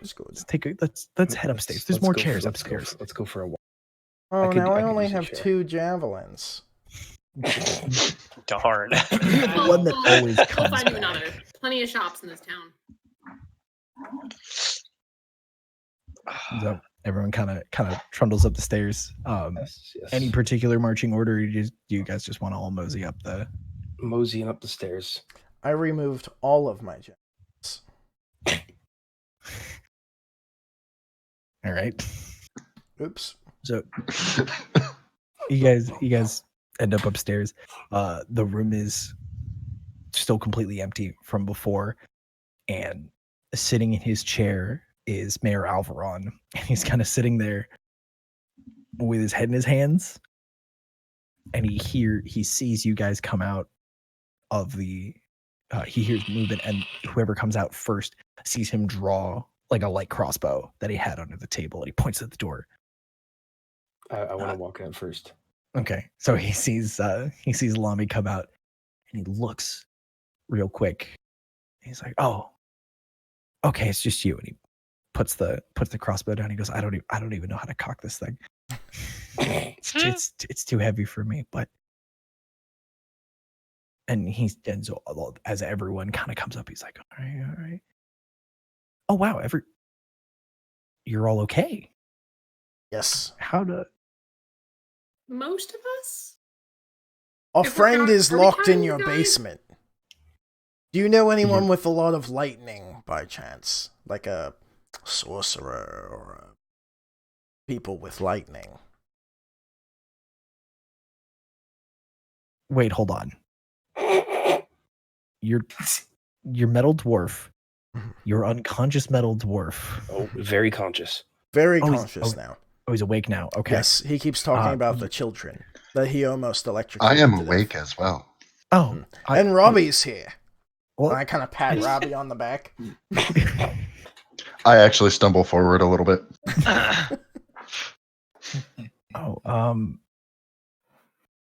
What? So he's awake, and so instead of, but you left him down there. Yes, he's very angry. Weird. They do not wish me to kill him. His eyes are glowing red, and he keeps muttering, the children, and he cracked my javelin. I was just poking him with it, and he grabbed it and crushed the handle. He's not behaving like himself at all. So he normally lets you poke him with the javelin? Yes. The wooden end, not the pokey end. I need to talk to someone who makes sense. Thalia, what happened? So whatever. Not gonna judge. The metal dwarf started. Yeah, the eyes started glowing red. Said something about the children, and was acting not great. And we just kind of got out there. By the way, did you know you have a double seal on that door? A double seal? Yeah, there's like two layers. Did you know about that? No, I just. Okay. Are the mansion's dimensions and architecture, are they submitted to the Brotherhood? Yes. Okay, so we can check this out, Yeah, make sure no you one's messing with your. Okay. Your doors. The brother should have all the plans on file. If not, you go to City Hall and you might have to fight. We'll take it. We'll take care of it. There might Fight be an intellectual unknown. hour in there, but who knows? It's City Hall. That no one's intelligent over there. Anyway, that was a joke. That was a joke. Please don't raid City Hall again. You make one joke to the wrong group of barbarians, the whole thing goes south. I don't even know what an intellect hour is. Probably. It means you must have met that one. would definitely be for the best. We'll just don't worry about it. Okay. While she is saying all of this, I walk over to him, pick up the cross, and load the bolt and cock it. I fixed this for you. You're handing it to him butt first. Yes. I like him. Okay. He's gonna go to take it from you, and he like his hands are shaking because you've been locked in his basement for 2.5 years and you're suddenly awake, and he's kind of freaked out by that. So like he takes the crossbow very carefully and like manages to not accidentally shoot you, which is usually a good thing. But he like takes the crossbow and sets it on the table. And Robbie just kind of for a split second powers down. Yeah. Who's that? Who's that, DP? It's Olivia. Oh, tell Olivia hi. Robbie, for a split, after handing the crossbow, kind of split second, powers down and then powers back up again. Oh, now Brandon died. I'm here. Okay. What is... I'm like, how are we losing this many people today? So the mayor, like, he's like, well, here, don't stand on ceremony. We have plenty of chairs. Everybody take a seat. He kind of settles at his chair. Ergen takes the seat to the right of him, not like the throne, but like the chair directly to his right. I try to sit in the one directly to his left. As you're sitting down, Ergen kind of looks at you and just kind of gives you like the, no, dude. Oh, No. I stand up and I go to a different chair. So everyone kind of settles down, or does anyone not want to sit down? No, I'm gonna sit. Yeah. Robbie, where do you want to stand? I'm going to stand in like the most awkward spot. So it's right behind the It's a mayor. circular table with like, Right on the just table. like a ring. You could stand in dead center of the ring. Yeah, pretty much. Okay, so you can see everybody. That's perfect. So he's like, once everybody kind of gets situated, he goes, "Does anyone want anything to drink or anything real quick before we kind of sit down and?" I would love something Good to idea. drink. Excellent idea. And he reaches down, pulls out a little bell, and rings it, and it makes no noise. But a split second later, a door behind him opens, and a man comes out with like a pad and a paper. And he's very calm, cool, collected, completely unfazed by the fact that this incredibly motley crew of people who kind of smell like ozone, and are all talking a little too loudly for the room they're in. He's incredibly unconcerned. I'm like, Mr. Mayor, the usual for you, sir. Yes. And he turns and, oh, Ergen, welcome back. He'll take your usual then. Just like jot something down real quick. And he looks around the room. And he goes, Hello. Hi, Gerard.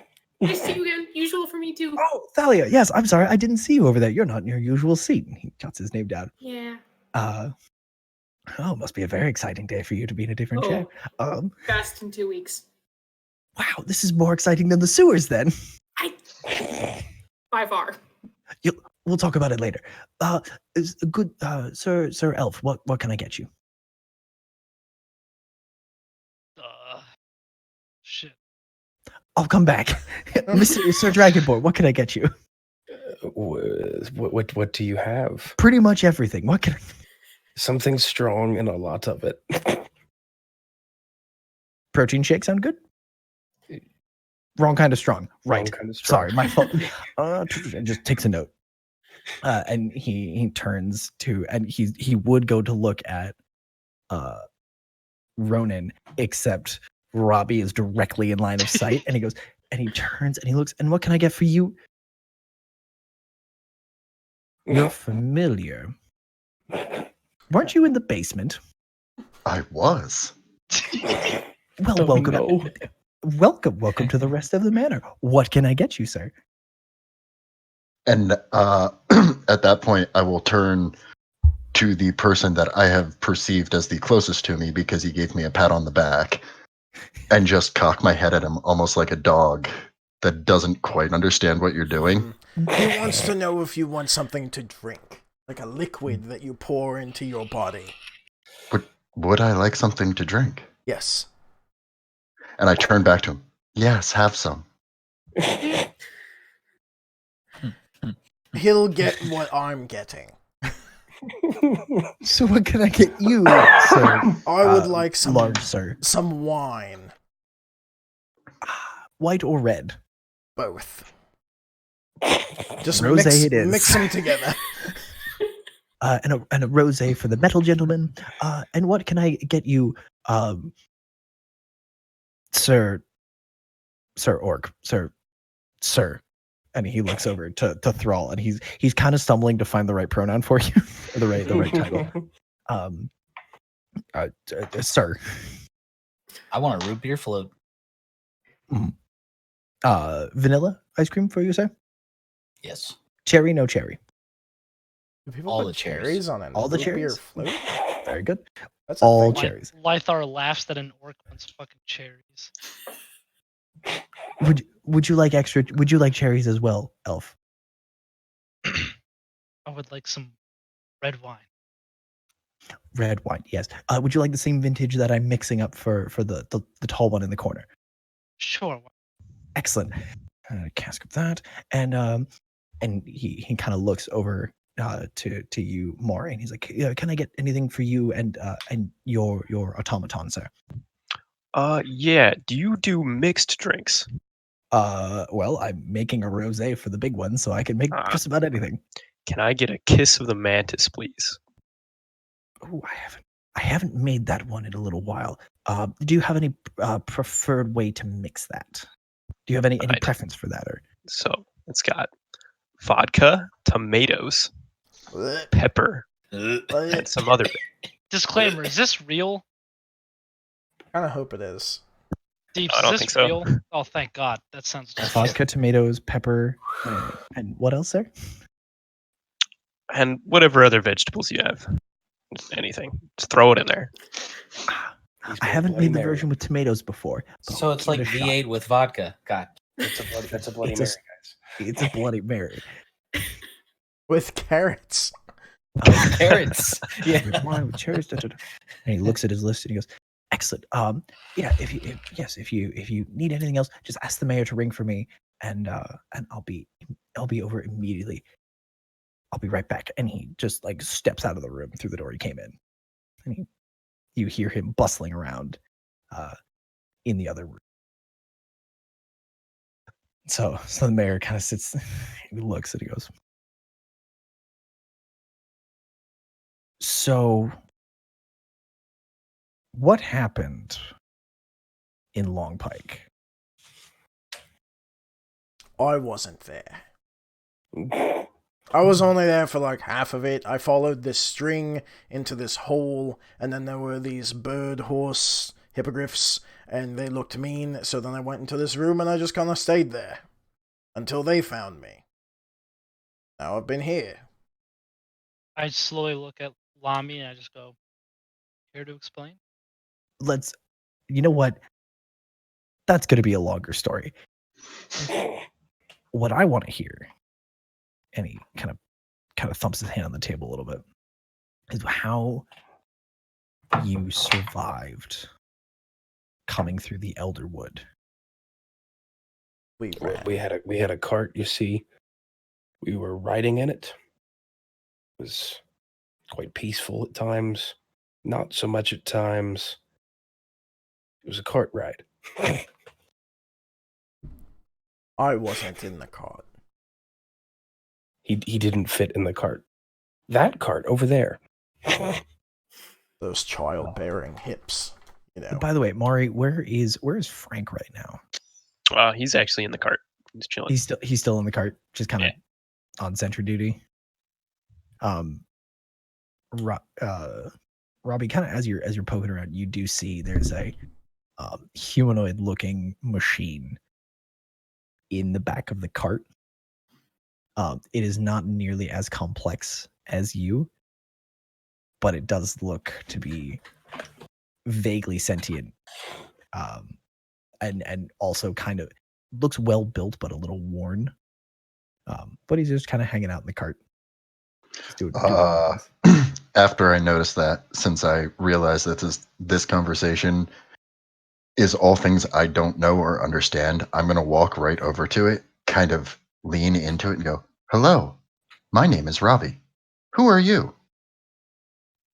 So it just kind of like raises up its sword hand and just kind of like leaves it there because he can't actually open his hands, and then he just kind of stares back.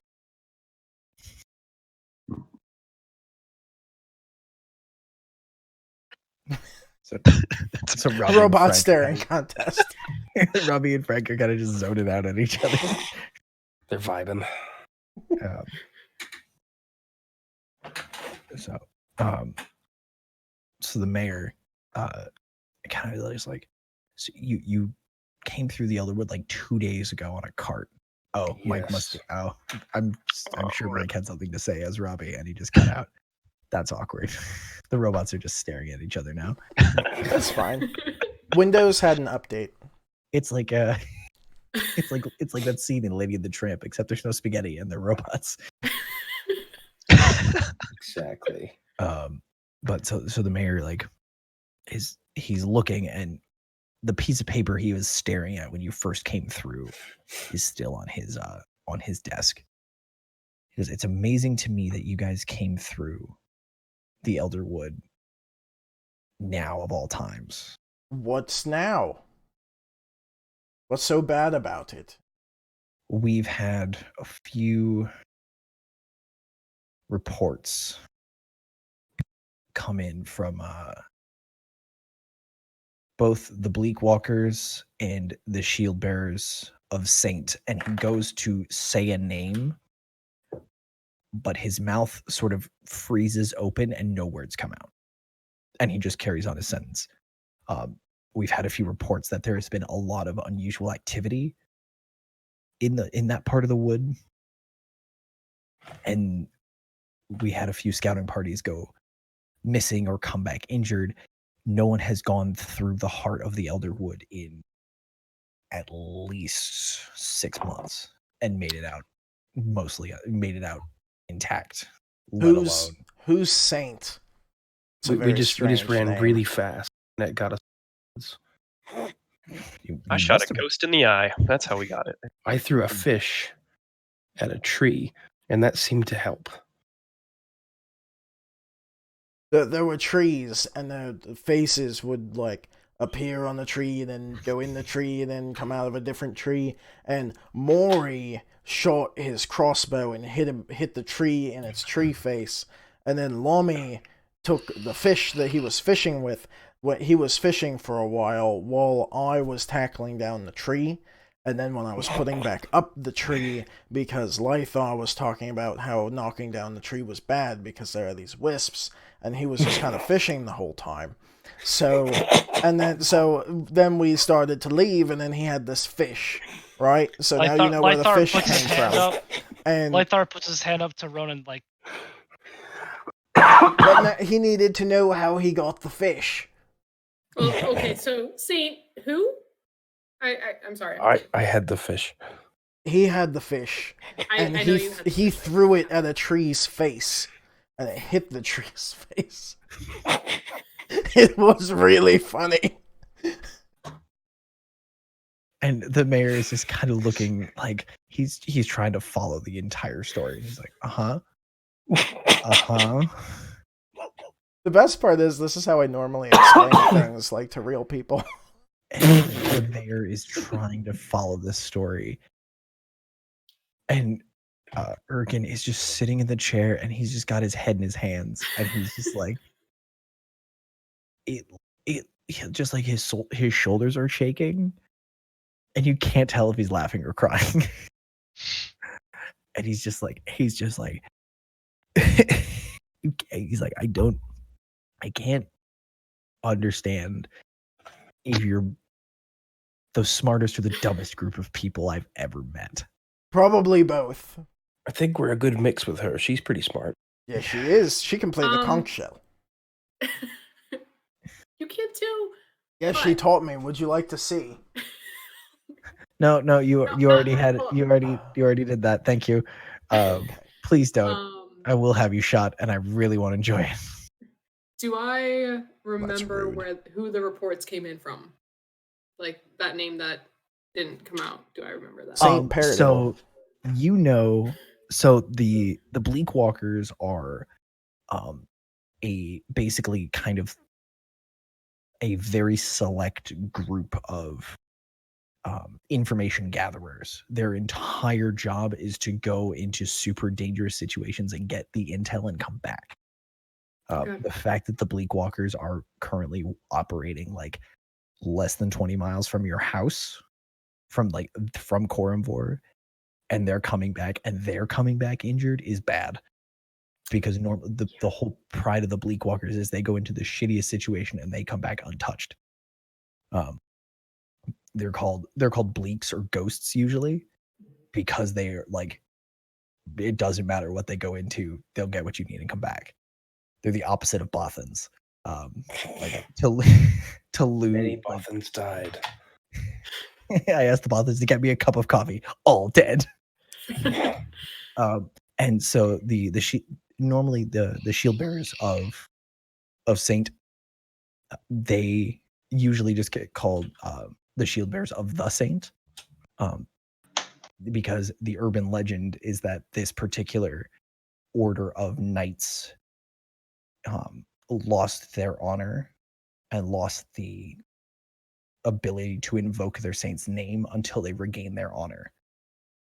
So they say the name, but because it has been erased, nothing happens. There is no name, there is no power in it, and it just sounds like it's been edited out.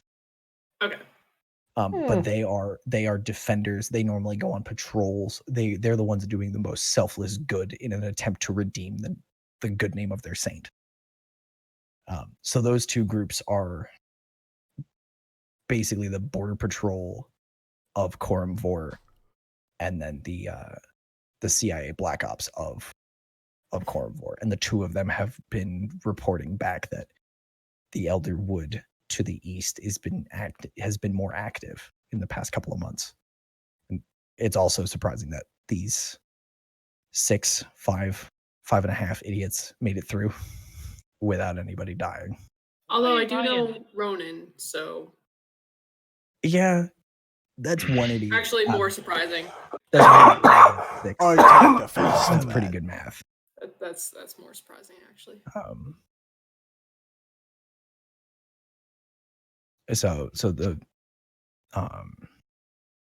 the mayor kind of just looks and he's like, all right, I need to think about this. Thalia, I'd love to get your input. You've been keeping an eye on all the messages and everything. And Ergen, if you don't mind staying, I would love your input. Of course, sir. And Ergen just is like, yeah, well, if he ever comes back with my fucking drink, I'd love to stay. And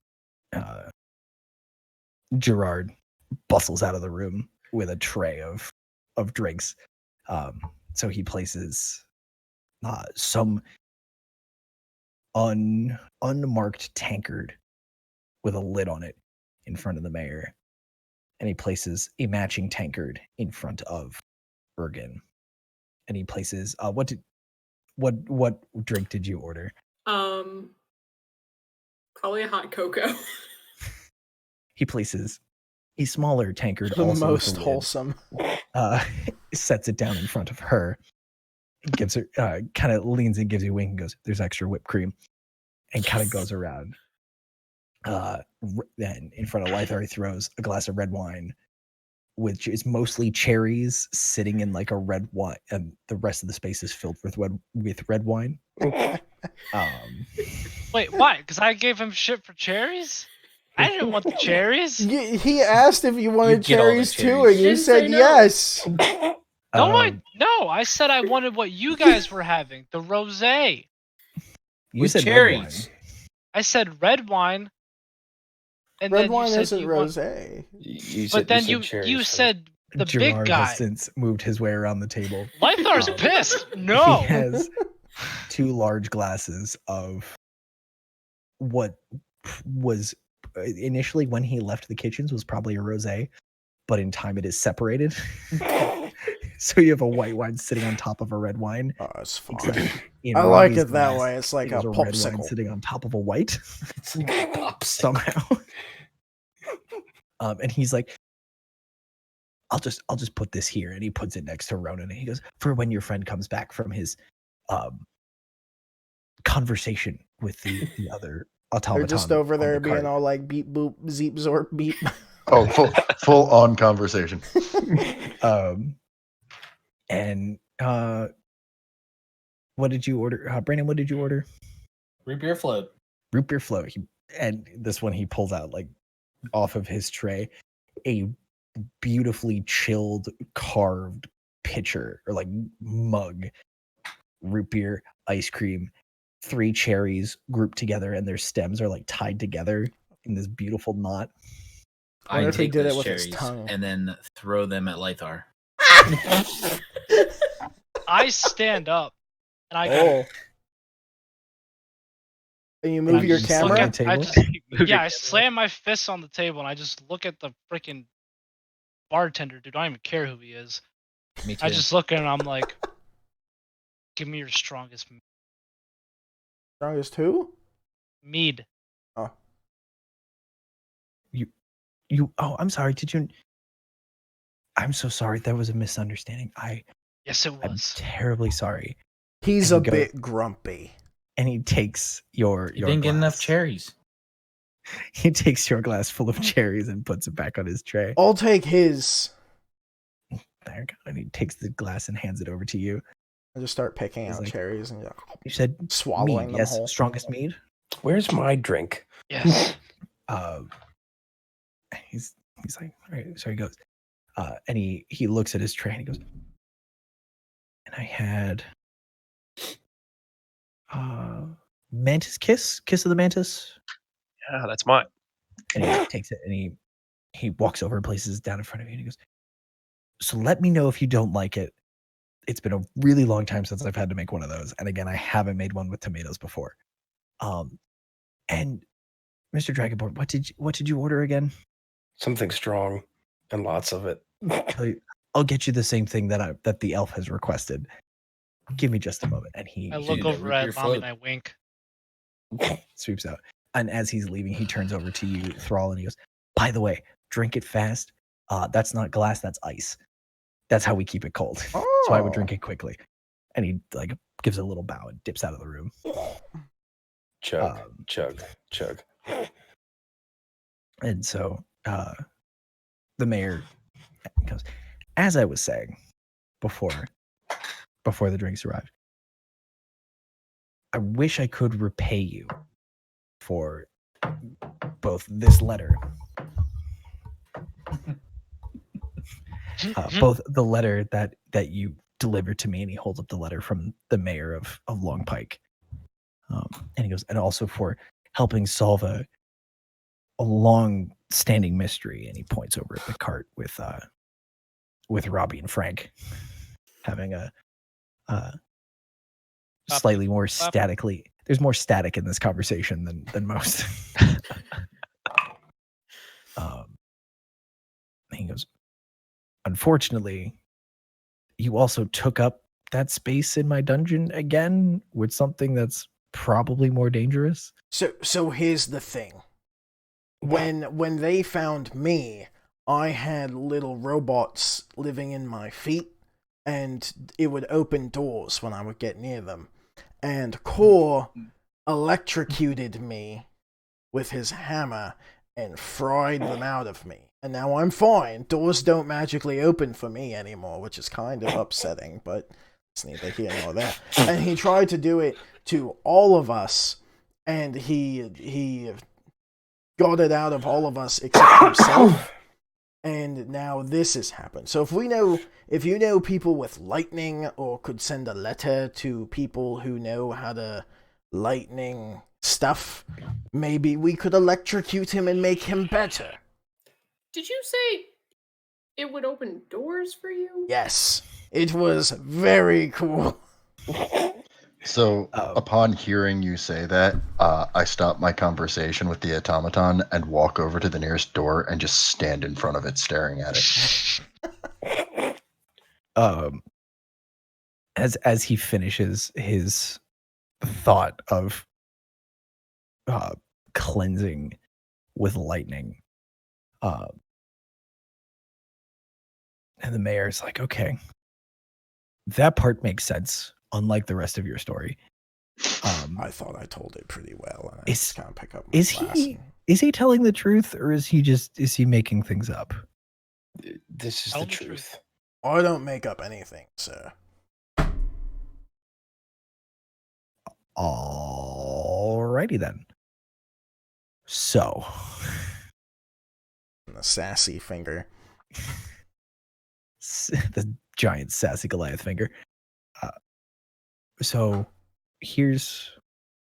let me reach out to a few friends of mine and see if they know anybody who can help with this would be particular problem, especially knowing that electricity has worked before. Although it looked like Robbie was attempting to do something similar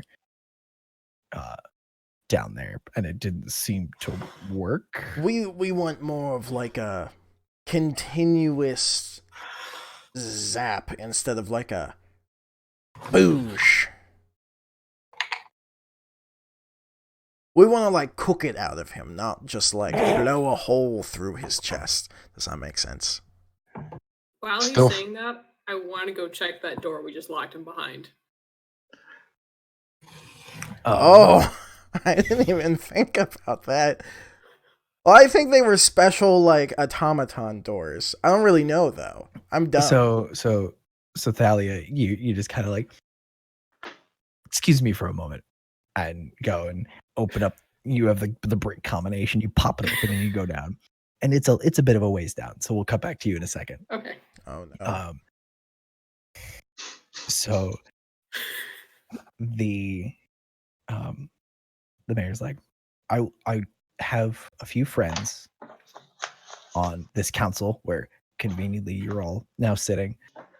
They may know a few helpful people. We may be able to work on something. We also have access to the entire collective intelligence at Scholars Walk.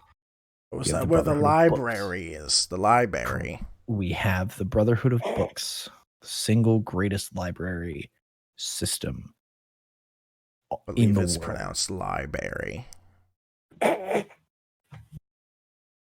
the mayor kind of goes, I could have sworn there was another R in there. Anyway, we have the single. Is it library? We have access to the most books of any. We have access to more books than we could possibly look through. I will make it my effort. I will do everything in my power to find a cure for your friend. Thank you. Or if not, find a way to sedate him until we can find a cure for him. And if there is anything I can do to assist you, either if it's money, if it's materials, if it is other goods. We were actually about to just go shopping, but How about both of those things, good Sir Mayor? And he picks up another bell. This is the bell that summoned Gerard was gold. This one is brass. And he rings a little brass bell. And the doors open. And several servants come through, probably about a dozen. And they all stand 2 behind each of your chairs. And then he goes, any of them, if you ask of them, they can lead you somewhere or get you what you need as my thanks. I like you. And Thalia, as you come down the last set of stairs, you're following this greenish blue streak that Ergo left on the walls. And you come to the door, and the door is still sealed. But something's... What's your passive perception? Your passive perception is 14. Something feels different. Can I investigate further? Yes. So give me... Have you tried playing the conch shell at it? Give me an investigation check. 15. 15. The door is untampered, but you are noticing as you stand near the door, your hair is moving. Your hair is pulling towards the door a little. Like it's like there's a breeze pulling towards the door. Uh-oh. How far away am I from the main group? You're about down like 60 to 70 feet of stairs. I cast message to Ronan. Mm-hmm. And I just say, okay, we may have a problem. Something's off with the door. So message, you have to be able to see them. You could do sending, which goes... I think... Sending is unlimited range. I was looking at a message. It says you can cast a spell through solid objects if you are familiar with the target and know it beyond the barrier. It helps if I read the entire spell. I was trying to figure out which one I needed to use. Magical silence, 1 foot of stone, 1 inch of common metal, a thin sheet of lead, or 3 feet of wood block the spell. Oh. That's why you read the entire spell text. Right. It'll work. No, it won't. It'll work. No, it won't. I will use sending then. So what was your message again? I have 25 words. Okay. Thing bad door. Help. Possible problem with door. Don't let Mayor downstairs.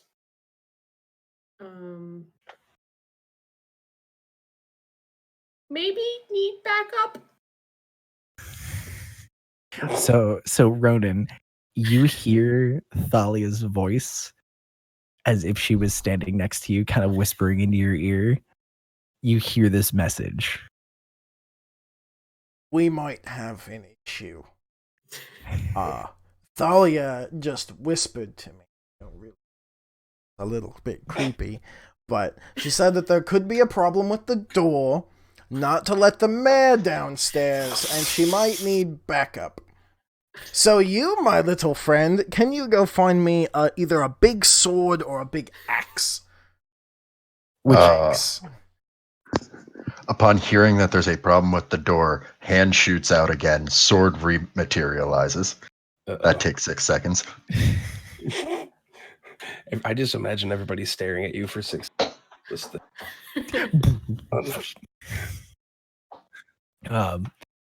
So the 2 serving folk behind Ronan just go, oh, he means us? Oh shit. Axe or sword, sir? No, get him the sword. No, we're getting him an axe. He asked for an axe first. No, he said sword. Whichever is the quickest at this point. Right. Yes, sir. We'll be right with you. And the 2 of them turn and book it out of the hall. The biggest one that you can find. And so the 2 of them are like, no, the great axe of,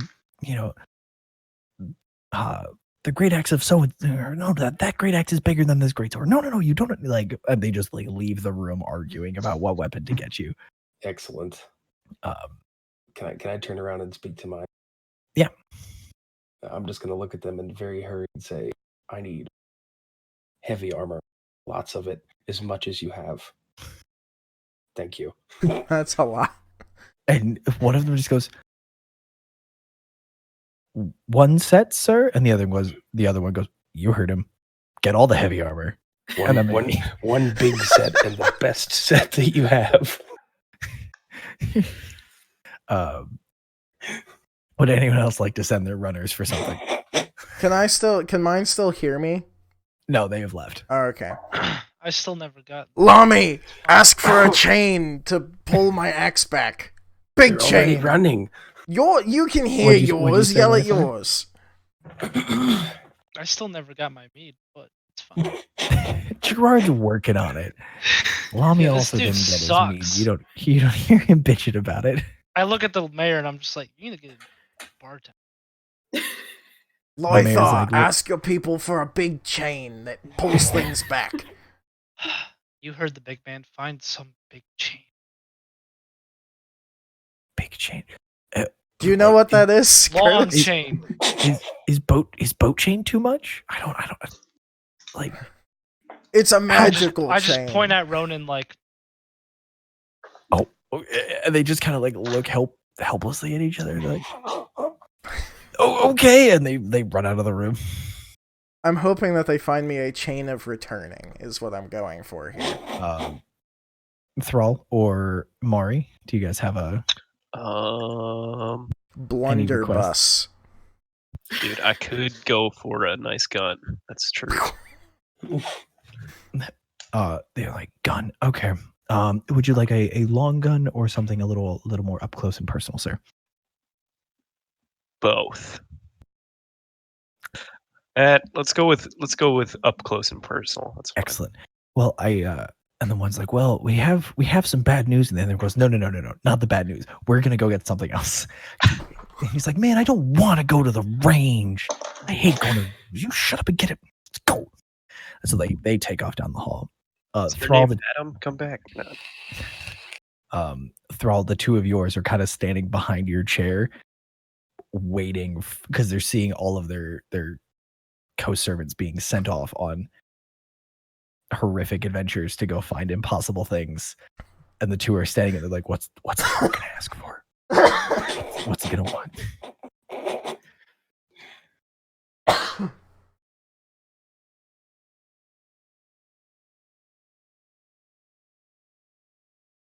does he want? Wait. Brandon, can you hear me? Yeah. What? So Brandon, What? there's two servants standing behind your chair.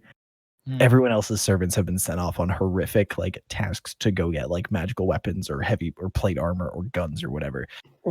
And so these two servants are kind of standing behind your chair waiting for you to tell them to go get something, because they're hoping that either A, it's something super simple, or B, it's not something that like they're hoping for something perfectly in the middle that's not super easy or not impossible. And they're like, what's he gonna ask for? What's he gonna I ask could for? use another root beer float.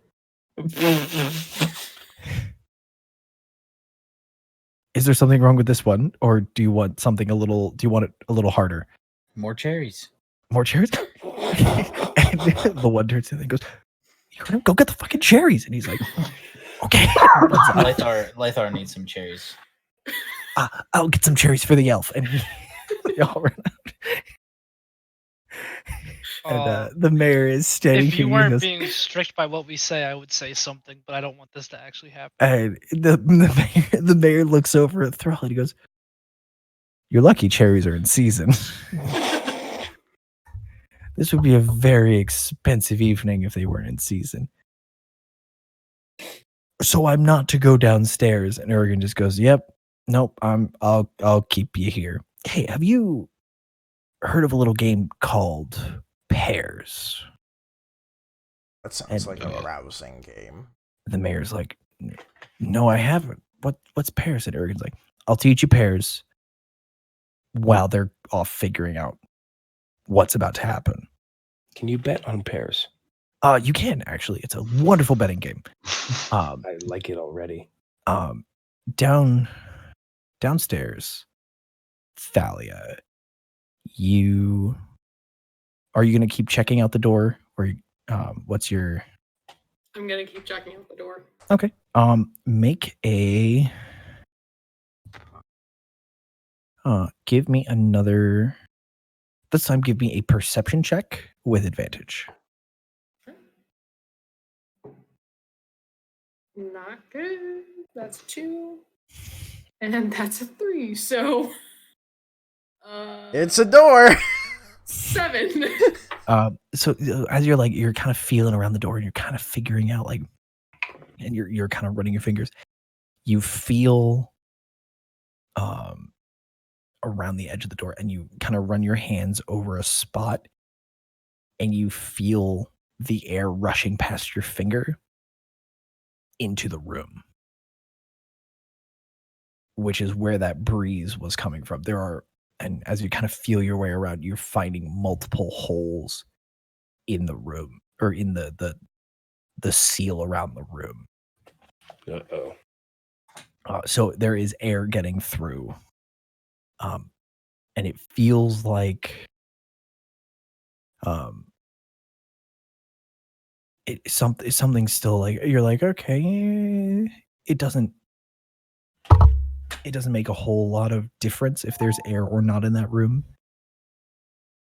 but it seems like there's more air going into that room than there should be, given just like the amount of time and how much air is kind of running through this. Something isn't quite right with all of this. And it's just about 11:30, so we can, if we want to, we can pause there and figure out what gear your folks are coming back with. I would love that. While y'all learn, we should have asked them for bags of holding. I didn't ask for anything because I already have the returning arrow enchantment, and I kind of figured there wasn't anything crazy I would get anyway. But now I'm kind of regretting that. You'll have time. You'll have opportunities. Oh, Mike, I forgot to ask. You also had 2 servants. They were just kind of following you while you were standing and talking to Frank. Did you want to send them for something? Oh no, I have no understanding of material need currently, as I just woke up from a 2.5-year nap. That's a good nap. I've had those. Basically, while they were sending off servants, I guess that would be my time of summoning the sword. As soon as that was summoned, I would have started moving towards that door. Okay, so without talking to. If we want to end with you and Thalia standing before that door, we can have. I think that's a nice little bookend of the 2 of you standing. I'm going at the to door. ask one of Robbie's people to go find a bag of holding. Wow. They can come back with it. They don't have to figure that ask. The servant next to him is like, "Shall I find the portable hole to go with it, sir, or is that no longer the fashion of the time?" Yes. I don't know what that is, but I want it. "I will attempt to find you the portable hole, sir." And this is the least enthused servant of the bunch. He's much older, and he's seen his time around the castle, and at this point he's got tenure, so he doesn't give a shit. Does he look a little like a goblin? He's got like kind of batty ears and like a big, like his nose is bigger than it should be. Dobby. He's not Dobby. He's more like Creature than anything else. He's just like, "Yes, I'm sure that's a good idea, sir." Like, get yourself some new socks while you're out. Perfectly polite, unbearably condescending, and he's just like, "Yes, sir. I'll be right there with it." He's a mix of Creature and Marvin from fucking Hitchhiker's Guide to the Galaxy. Like, he just is unenthused about everything and hates Fantastic the world. Movie. I want to. What did you say? Fantastic movie? Yep. Go read the book. The book's so much better. Oh no, I'm just saying the movie. I can't read. I don't know if it's because I came in late after work, but I've been confused this entire fucking session of pretty much what's going on. We took Core into the castle, and then we were like, hi, and then you were there. That's pretty much it. Yeah, but I mean, like, we were in this little doorway, and now we're at this table. Where's the door compared to us? Like, it's through the little brick wall, and then down a little passage. There's a secret stairwell behind or next to one of the paintings that y'all went down to this secret, to the 4-plate door. You open the 4-plate door. That's where you met Robbie. Okay. It makes sense that Lythar was grumpy for this session, because in real life, I am grumpy right now. Stop being grumpy. Bitch, someone stole my phone! Hang on, are we all doing this for... Alright, I can't help it. It doesn't go lower. I'm in a comfortable, relaxed... I hate all of you! Chris. Fine. I'll sit on my chair just like this. Is this better? I'm gonna hurt my knees for you. It appears things have escalated. Cool. This is why I see me doing that like throughout the session. Yep, I did. Okay. Thumbnail for this episode. Josh went further. Josh went further.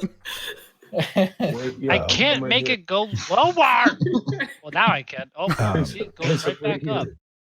So no, it's a lot better right now. So yeah, I'm sitting on my legs. I'm like crouched in my computer chair. Sit normally, real quick. It's because of my chair. Maybe you just have to like back up a little bit. I have so many questions. I'm so far away. So yeah, real quick, Robbie, do you want to make any checks while you're at the door? I guess. Yeah, would you let me throw an investigation on that, I guess? Sure, fire away.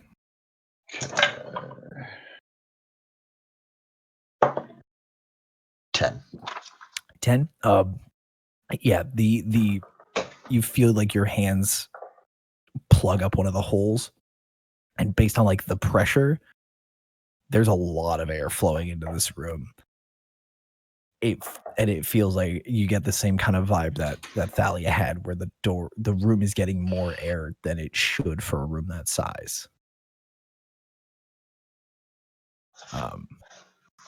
And as you're standing in front of this door, you see that command line across your vision, and it just says eliminate, period. Flashes a couple of times and then disappears.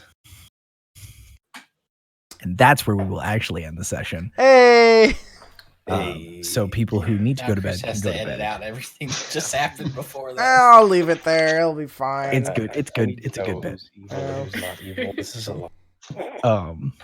What characters are morally ambiguous and don't exist in a good or bad spectrum? My God, it's like real life. It's true. Quick, someone start an investigation that may or may not be necessary. Nope. I'm gonna let it pan out. I investigate how alcoholic Lami's alcohol is. So I never got it. Where's